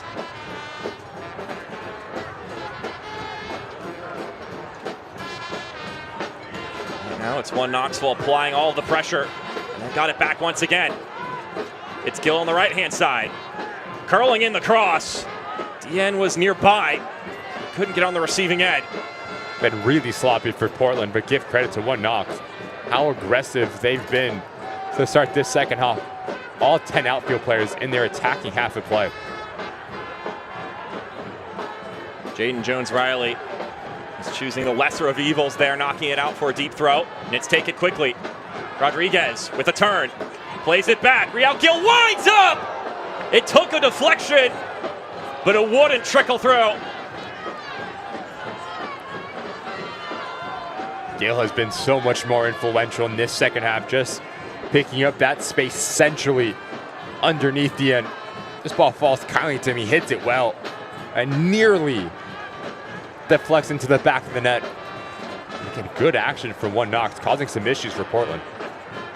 Now we get a corner kick brought to you by the County Federal Credit Union. Gill. That'll bounce outside. And the one-timer ends up being well off target. Need to play direct here if you are Portland. especially with how casual Molly Green was when just driving this ball out of the back. It's been too much pressure to start this first half. Just regain some real estate and push this ball up.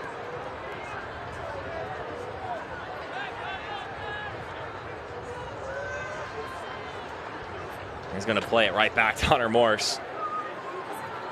Let's see if he opts to boot it here. He's going to keep carrying. And it's given away once again. I mean, you're shaking your head the moment. Having a really difficult time to find any sort of solution to the high press. As a defender, you have to realize that, understanding that it is okay to play a little bit more direct, gain real estate higher up the field. There is no need to try to overcomplicate things and just give the ball back to one Knox.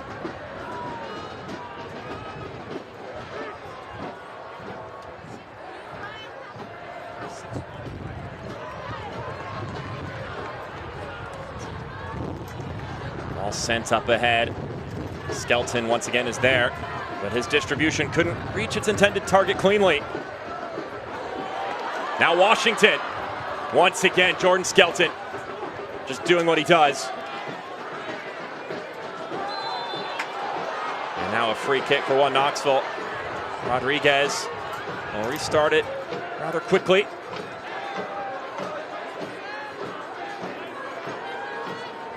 Gill launches it across. Well, Knoxville will keep poking and prying. Looking to see if they can jar something open. McRobb.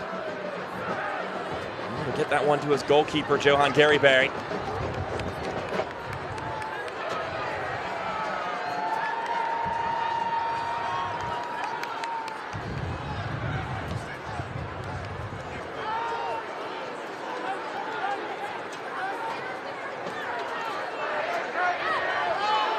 That's Ollie Wright on the ball. Up the pitch it goes to Washington. He's got Kidd to his left. Mateo Kidd on the ball now. Floats this one up. And will bounce out. Boone Angeron returns it to Kidd. Finds Ollie Wright. Lovely find inside. Kidd. Couldn't quite get enough on that one to reach either of the two players nearby. And it'll be a throw in for one Knoxville.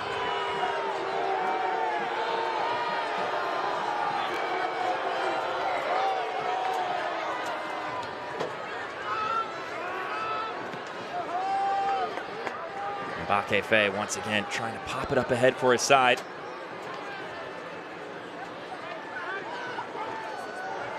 Once again, Real Gill, who's been very involved to start this second half for one Knoxville.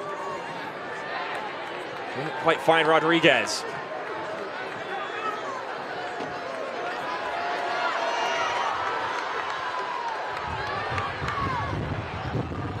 Right. Trying to cut that one in. And out it'll roll for a goal kick. It's the home opener this season for Portland Hearts of Pine at Fitzpatrick Stadium. And once again, they continue to hold that bar really high, Ricky. 6,153 in attendance for this one today. I mean, what better way to spend your time on a Saturday? Around 45 degrees right now, a little bit of wind. They had the sun earlier. And at this time of the year, hey, you take 45 to 50 degrees, you throw on a couple layers and you're good. You are speaking to a Florida boy. That is cold, Mark. Yeah, you start shaking just hearing the words 45, or numbers, I guess. They have been in many a chillier night and have continued to show out regardless. This is cupcake stuff for those in Maine.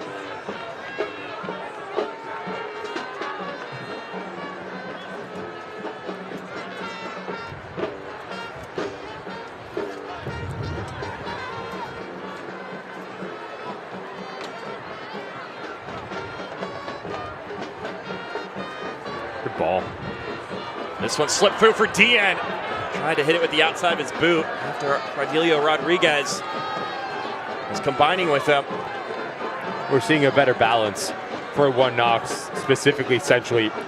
Caputo sitting a little bit deeper, giving Murphy the ability to push higher and almost play as dual tens with going underneath the end. So there's an overload centrally for One Knox. We're starting to see them play a little bit more direct as well, and if that doesn't come off, they're doing a good job at winning the second ball, maintaining possession and aggressiveness higher up the field. Cordelia Rodriguez, a guy who's been involved in a lot of this stuff here in this match, and just in his 4th game with the club. A player that has been a seamless fit for this One Knoxville team. And Ian Fuller mentioned, look, you can create as a positive environment as you want, and obviously they try to do that as coaches and as players, but it's up to a player if they're going to fit in with a team and how quickly that transition is going to be, and Cordelia Rodriguez has done everything he's needed to do. On the other side, for Portland Hearts of Pine, they are struggling within their structure. Obviously, Masashiwada unable to continue on, so you bring in Mateo Kidd, and Mateo Kidd's more of a deeper line player, more of a player that wants to connect the game, keep the game moving. You need a pocket presence. You need someone that's going to play off the shoulder and isolate Caputo. That is why you start to see Mateo Kidd start to drift, and when Titus Washington gets on the ball, he's isolated. He has no one that he can play into. Rodriguez shrugging off the contact, still going, nearly combines with Real Gil. And they'll keep pushing. Good work there from Michel Poon-Andron. Muhammad running forward. Still Muhammad with it. He'll play it back for Ollie Wright. Haven't seen too much from him or Kamara here in the second half. And look at your picture right now. There's no one underneath Titus Washington for Portland. He's on an island. Kamara. So now it's effectively 2 against 1 out there. So it makes life very difficult for Portland to find any sort of rhythm. If you are Mateo Kidd and you do drop off, Mikey Lopez needs to realize that and push higher. There always needs to be someone higher underneath the number 9 and 2 players sitting to have that foundation, but also to have those options that you can play into between lines. Washington fighting hard over there. And it will be a corner kick.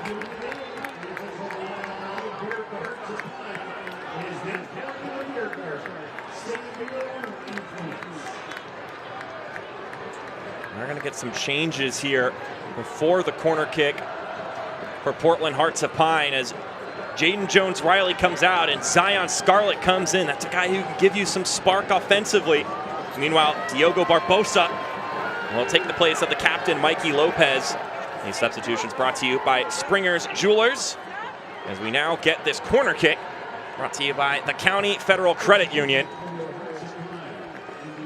Zion Scarlett, just 21 years old. A player who has boatloads of potential. Meanwhile, Barbosa, on the more veteran side of things, the 30-year-old man from Portugal.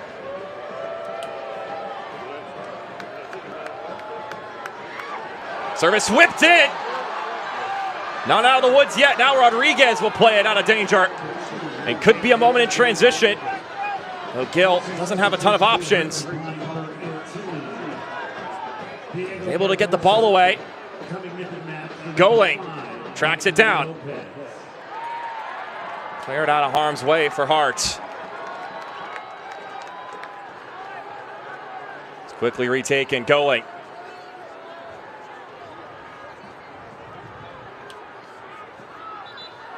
Well, for a moment, it looked like that was kept in bounds, but that wasn't the case. Good ball in from JT Kamara right on top of that 6-yard box. Fave, you're a little bit lighter on your feet.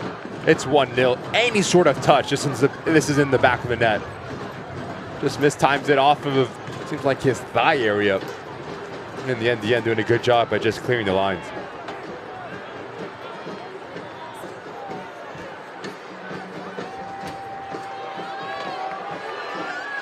Two-thirds of the way through this match. Still nothing to separate these two sides. Zion Scarlett rolls it back to Wright. Ollie Wright with a move by one player. And then the pass just stretched beyond the reach of Mateo Kidd. And perhaps a bit of frustration there as he takes a jab at John Murphy. Just so good. 1v1 Ollie Wright sets up Caputo. Knows exactly what he's trying to do here. Stop right through the legs. See you later. Off to the races. But now you need to connect this ball. If you connect this ball into Mateo Kidd, he has so much real estate to operate in. Now a change being made for Ian Fuller's side. Real Gil will sub out after putting in a lot of burn, especially here in the second 20-ish minutes. Stavros Sarakostas will sub on.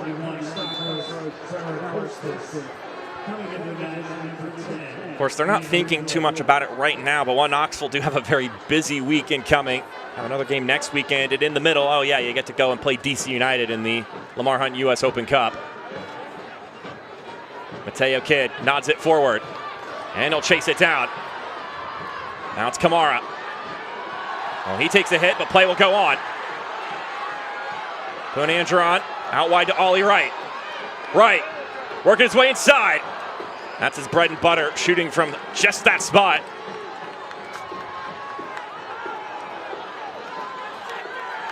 Zion Scarlett was the intended recipient of that pass. Now Punandron. Curling it in and off target for Washington. Ouch, that's a hit to the head. Barbosa. He goes down after that contact. It's going to be a yellow card for Bradilio Rodriguez. He's gotten the yellow card in all 3 league matches this season for One Knoxville as we take a look on the Bissell Brothers replay. Yeah, it's a high boot. It's a high. Like here from Rodriguez. The argument for the One Knoxville player is that Barbosa does lower his head, which can be true as well, but still his studs are exposed. It's high, catches Barbosa, and he goes into the book. Yellow card brought to you by Law Office of Joe Bornstein. Yeah, I mean, if that's not his head, you'd still be his torso or anything along where that boot goes up. It has been a game where players have taken their gashes. And now a free kick will be incoming for Portland Hearts of Pine as they look to find something to really set this crowd ablaze.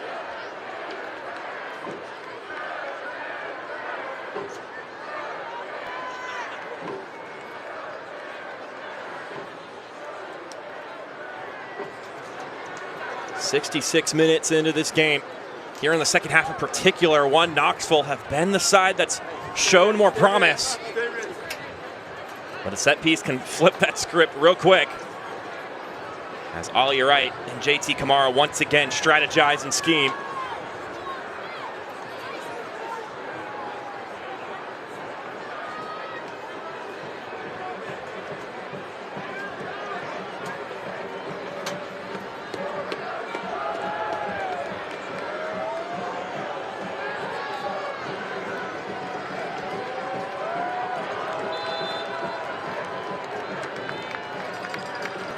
It's Kamara, and it's parried away by Gary Bay.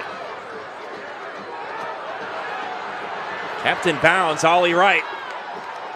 Trying to launch that one into danger once more. Play gonna halt for a moment. And a change is taking place for Ian Fuller, and the home side players a little bit indignant that play is stopping here on a throw-in for them. Rodriguez goes out. Teddy Baker subs in. Substitution brought to you by Springer's Jewelers.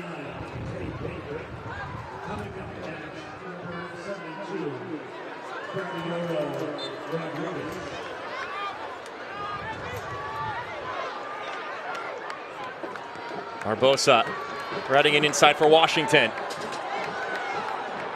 Out it goes. Ollie Wright. Tap it back to Punandron. He'll lift it over to the corner once again. Scarlett curling it inside. Not sure if he was intending for that to be a shot or a cross. It got stuck somewhere in the middle. It's a good lifted ball to the back post area from Zion Scarlett. Again, just notice Mateo Kidd, about 12 yards out. You need to make yourself an option, you need to crash either the far post or the near post. Once again, it's been Titus Washington all by his lonesome too often in this game for Portland Hearts of Pine. Makes life extremely easy for Finn McRaw and Jordan Skelton because they only have one player to deal with. Hopeful ball over top, and Johan Garibay is privy.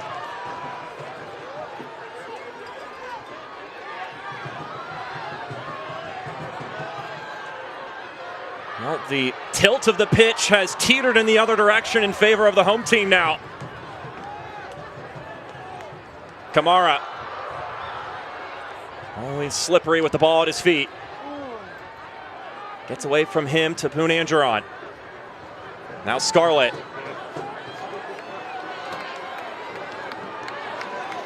Once again, Zion Scarlett has it poked out of his clutches. Stavros Arakostas, the one who's defending the youngster there, and it won't be a throw, it'll be a corner kick. Brought to you by the County Federal Credit Union.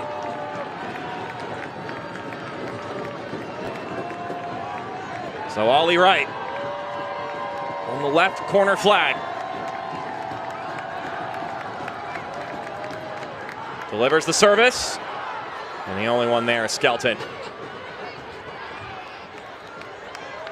Kamara, another curler, caught by Garibay.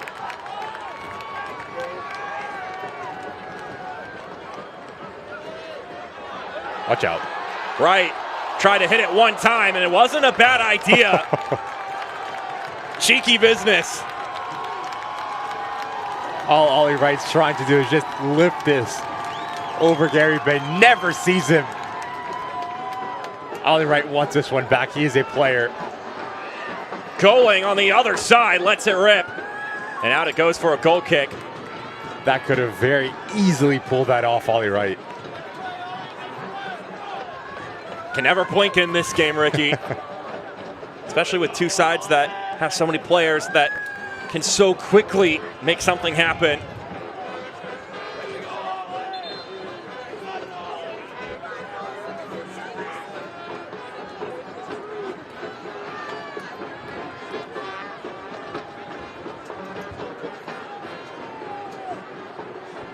Connor Morse will put this back into play.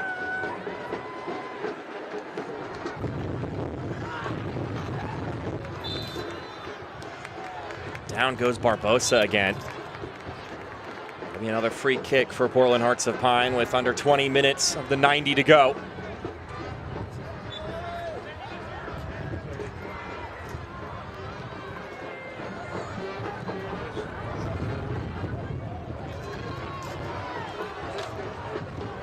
Babacar Dieng.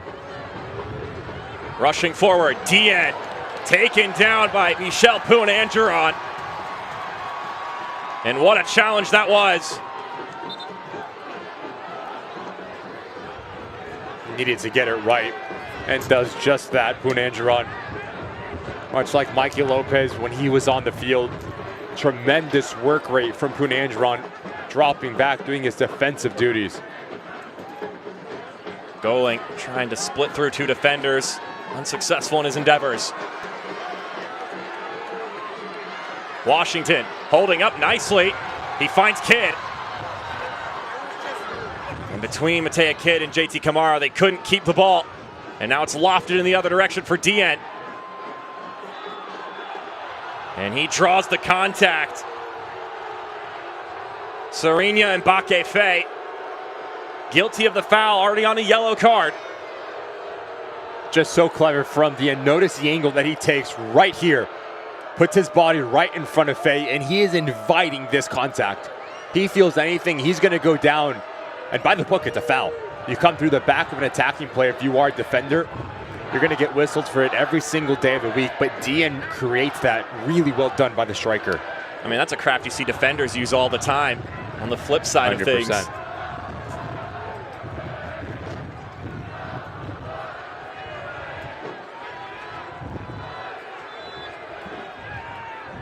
From a good way out.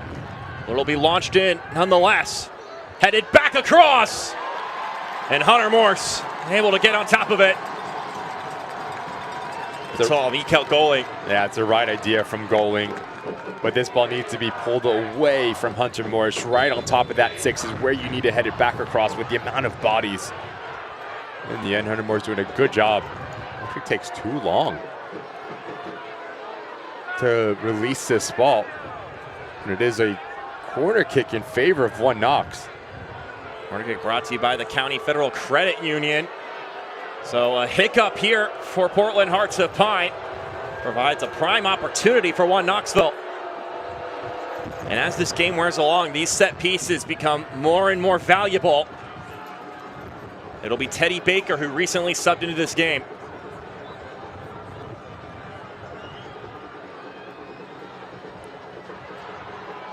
Knocked out. Caputo, a little too much air underneath that one.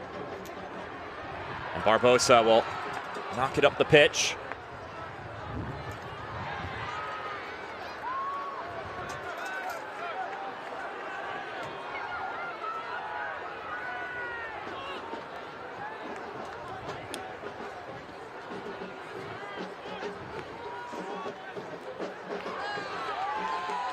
Zion Scarlett able to read that one, get to the pass first, but Teddy Baker ends up fouling Titus Washington. It'll be another free kick for Portland.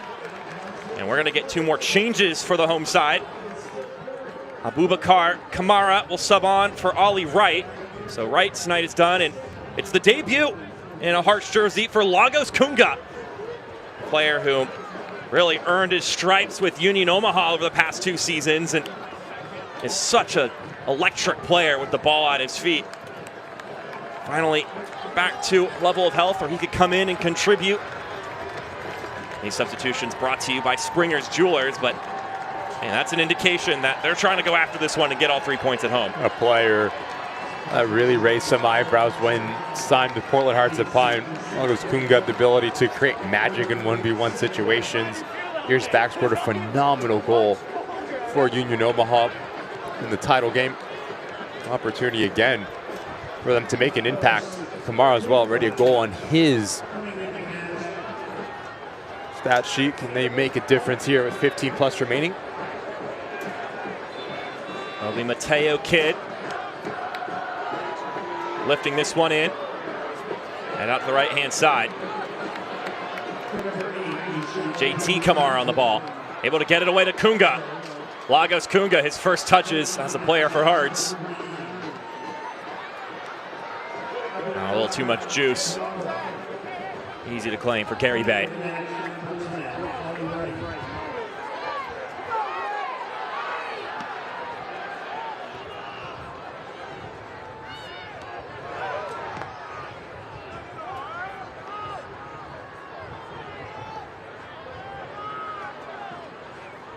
That's a handball.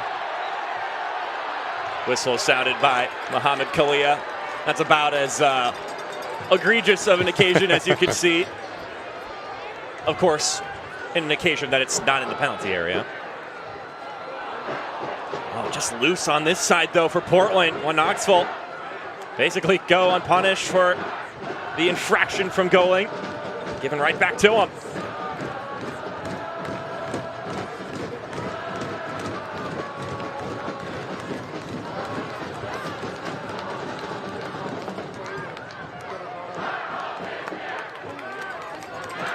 Molly Green able to bop that one out of danger for now.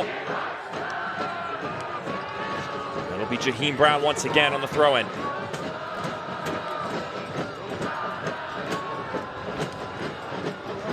Narcos just wheeling around there trying to find someone to get the ball to.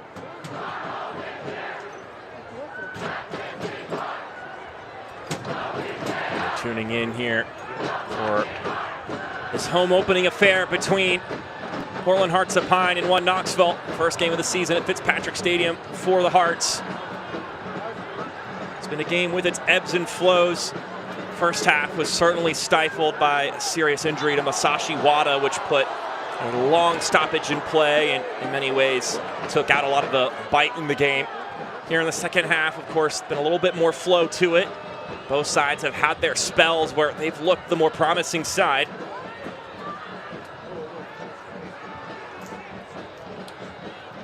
Brown chopping this one in. It scuffles towards goal and booted away.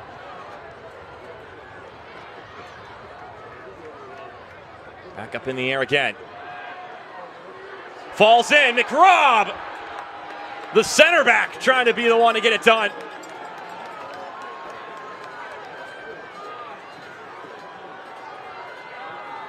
A really composed touch here from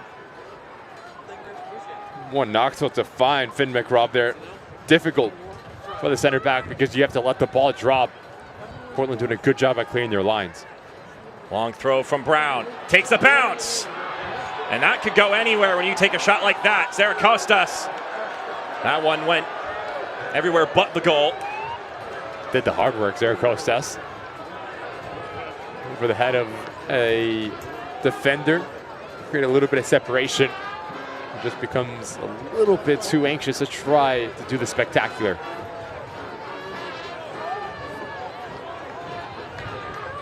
So we're here in the 80th minute. Both sides have tried their best to break through, but the other has been stubborn in its defensive work.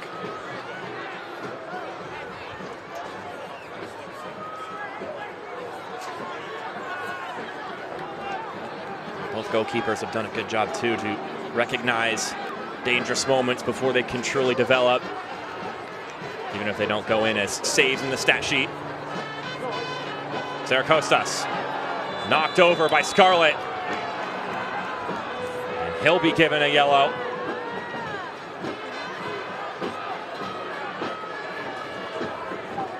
This will be an interesting vantage point for a free kick. Love this first touch from Zaracostas. Notice how, again, it gets in the path of Scarlett. Now Scarlett has a decision. If you try to make a play on the ball, you're going to create contact, you're going to touch Zaracostas, he's going to go down, and you're going to go in the book. But that first touch to come across your individual defender creates that foul for Knox. So it'll be Teddy Baker once again providing service. This time from the right corner of the penalty area. He's got an option to square it to his left to Caputo.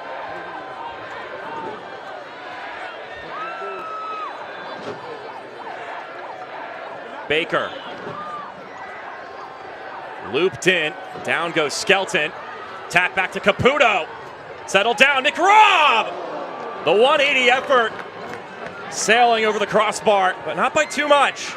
You'd think as his ball pops out to Caputo, he just puts his laces through and have a shot on target.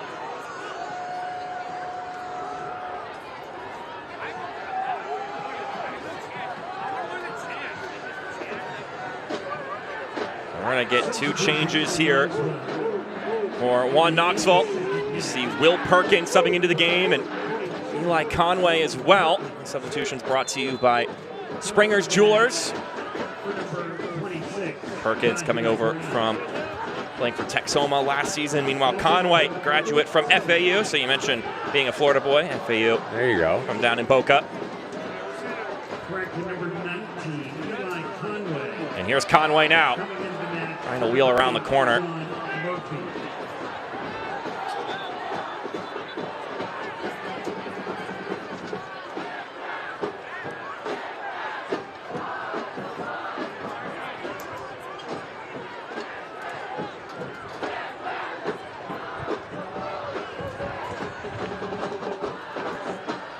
Get a drop ball for Maine. Mohamed Kalia giving his explanation to Going and the other aggressive Knoxville players.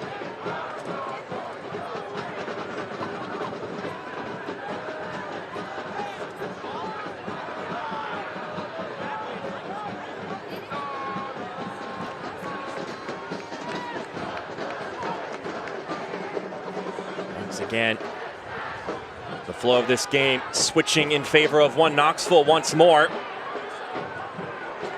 Akefe just able to get that one out.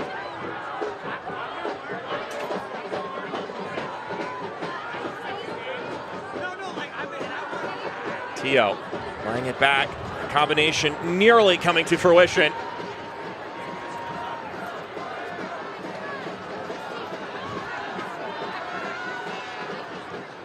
Skelton will square it across, and Brown will roll it up the pitch. Check that, that's Will Perkins just subbed in for Jaheim Brown.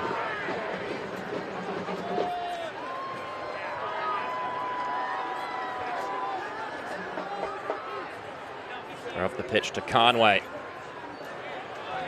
Both players go down, and action will continue.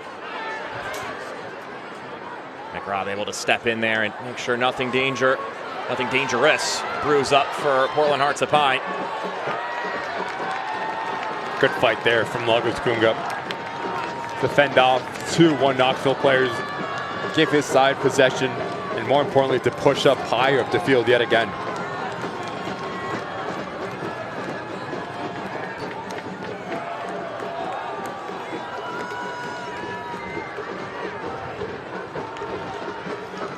Kamali Green launching it over to the left-hand side. And now Skelton boots it up the pitch.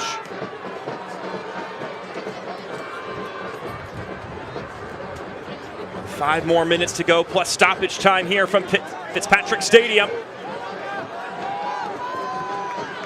Right now it looks like the result of a draw, which was what happened last year, is seeming to reintroduce itself here unless one of these two sides can find a late game winner.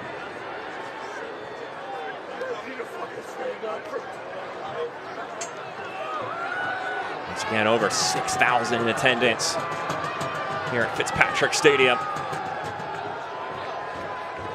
They set the League One attendance record last year on a random midweek game before, of course, one Knoxville broke the record in the USL League One final.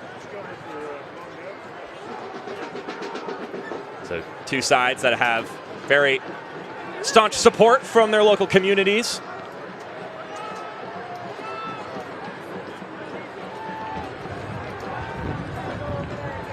Those are the kind of competitions that we as broadcasters love to see. I mean, just come on, keep one-upping each other. Just get bigger and bigger with your crowd attendance.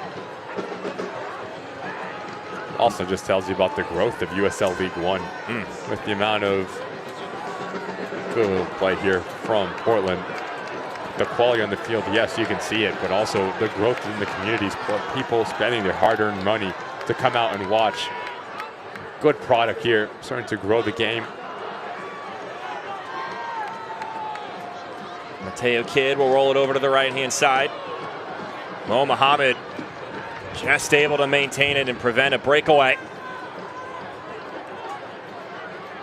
Washington been a workhorse in this game, and his efforts wins his side a deep throw.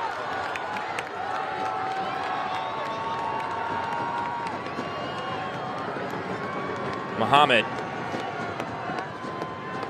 Kamara able to turn around his man. JT Kamara. Now Muhammad sends in the cross.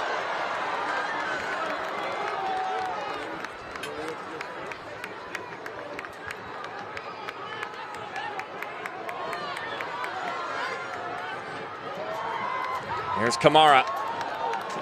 Abubakar Kamara, by the way. Two of them on the pitch now. One with a C, one with a K.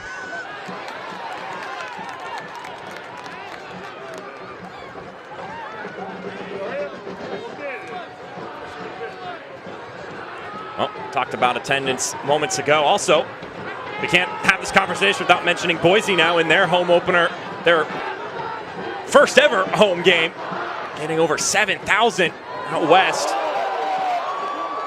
Looked like a great atmosphere out there as well. This one's played forward for DN. And tracking back and doing what he needed to do there, Mo Muhammad.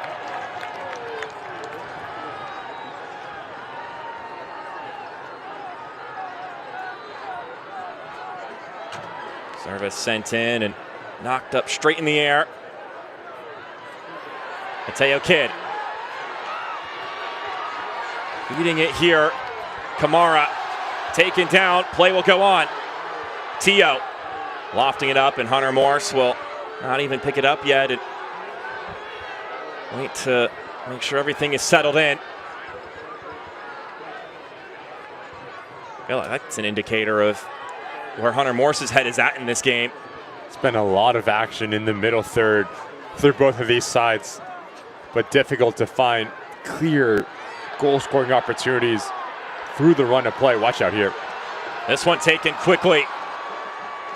Not dealt with cleanly, and then it's knotted back to Gary Bay. And he can put a more firm close on that opportunity. Tell you what's coming onto this field, Baker's done a really good job in all facets of the game.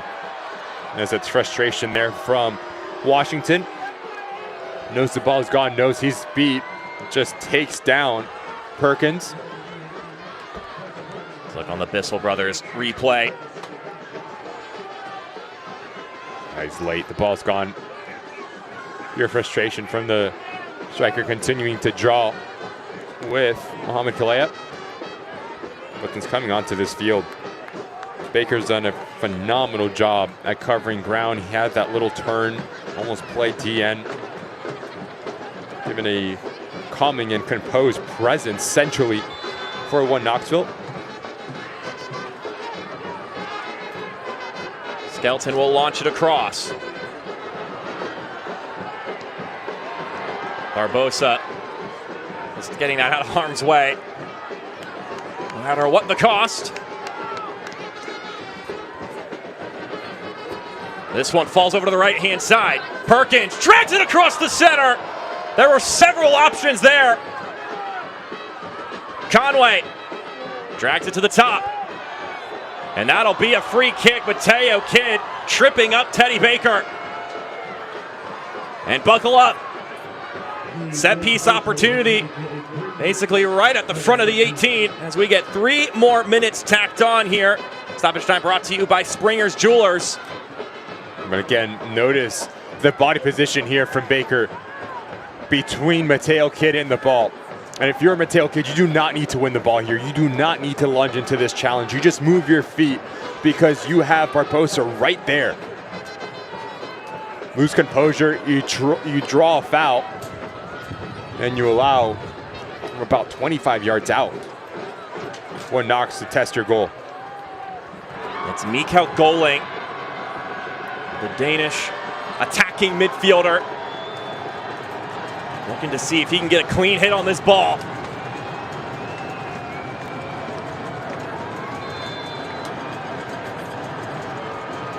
Goling has a go, and it's straight at Hunter Morse.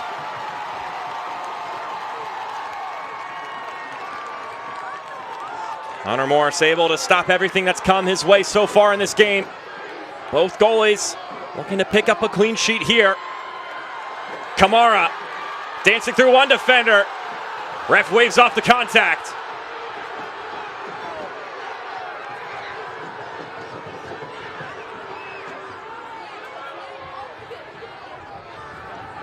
Both sides looking for one last go at things. Got 90 seconds left. Just enough stabs at it helps one Knoxville here, and then the foul will fully slow things down. Diogo Barbosa, bit of a reckless challenge there. Similar to Mateo Kidd on the other side. Don't leave your feet. You have 3 players surrounding the ball. You're about 30 yards from your attacking goal. Just continue to squeeze this game and keep it in your attacking phase of play. Now notice how aggressive one Knox can be at just pumping this ball up the field. Johan Garibay.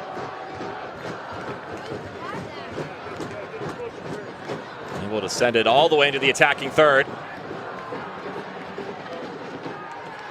The pinballs back and forth. McRobb. Knocked away by Green.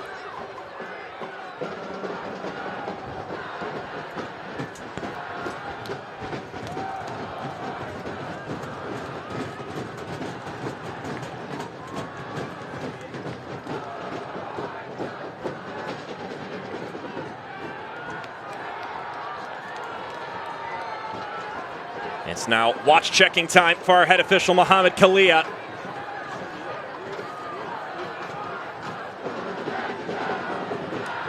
Perhaps one more moment here for one Knoxville, trying to spoil the party.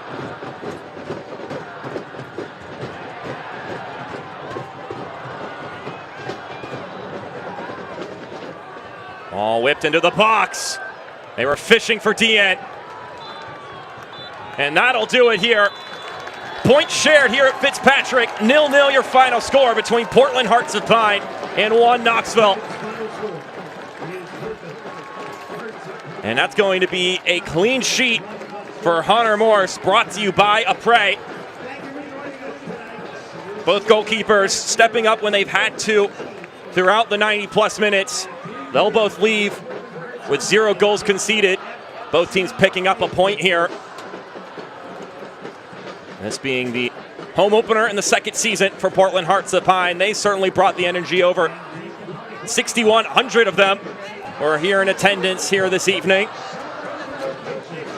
As a clean sheet is earned by Hunter Morse. And we'll take a peek at who our man of the match is, and it's going to be Ollie Wright. Man of the match brought to you by LL Bean, as Ollie Wright, once again, especially in the first half, had many creative moments in this one, Ricky. Doing all the right things, the ability to go at his individual defender, put them on their heels. He was calm in possession. He was good in the final third, just lacking that little bit of quality in that final third. And again, he's always a player that's going to continue to put pressure on opposing outside backs and be a force to be reckoned with for the Portland Hearts of Pine. So both sides will get a point in this one. Scoreless after a combo of over 100 minutes played in this game. We'll be back with some post-game thoughts after this message. We'll see you then.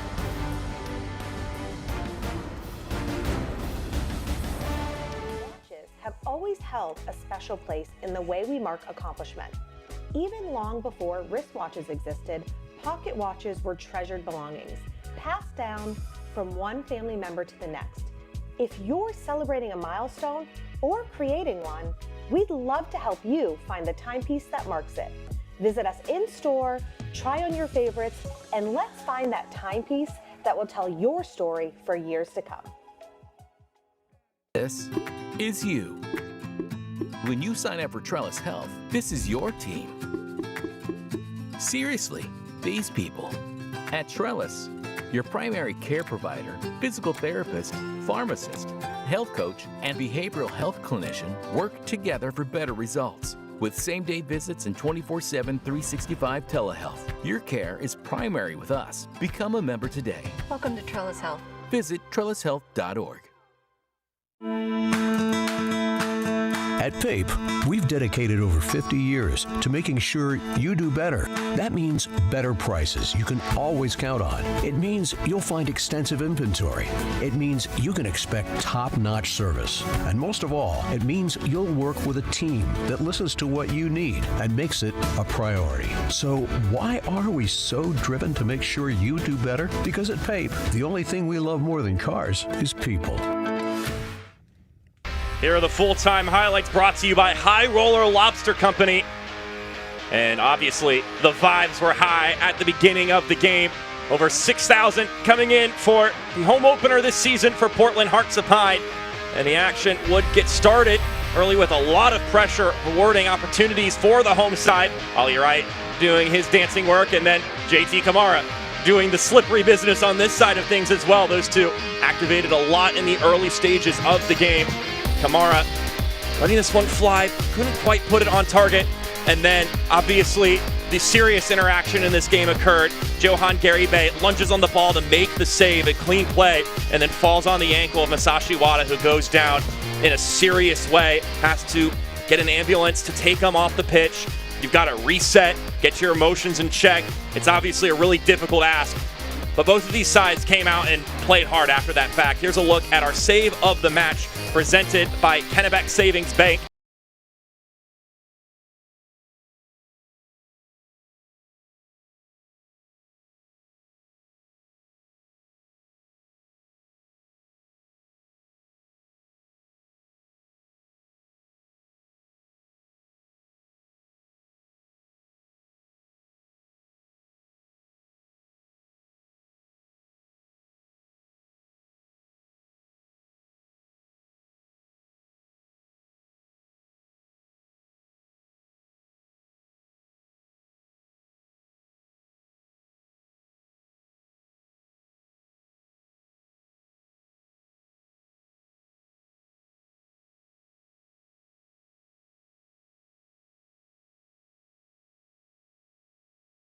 and deserving of a 0-0 draw.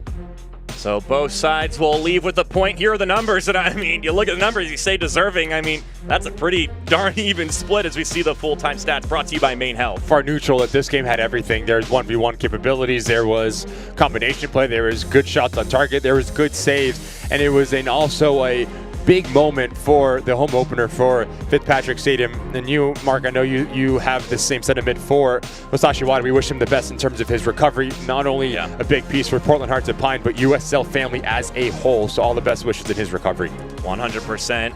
Can echo that sentiment.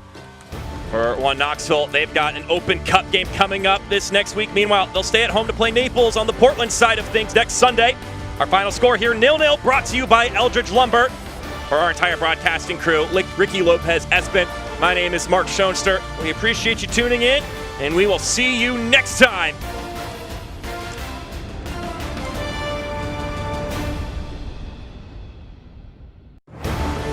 This copyrighted telecast of the United Soccer League cannot be retransmitted, rebroadcast, or reproduced without the express written consent of the United Soccer League.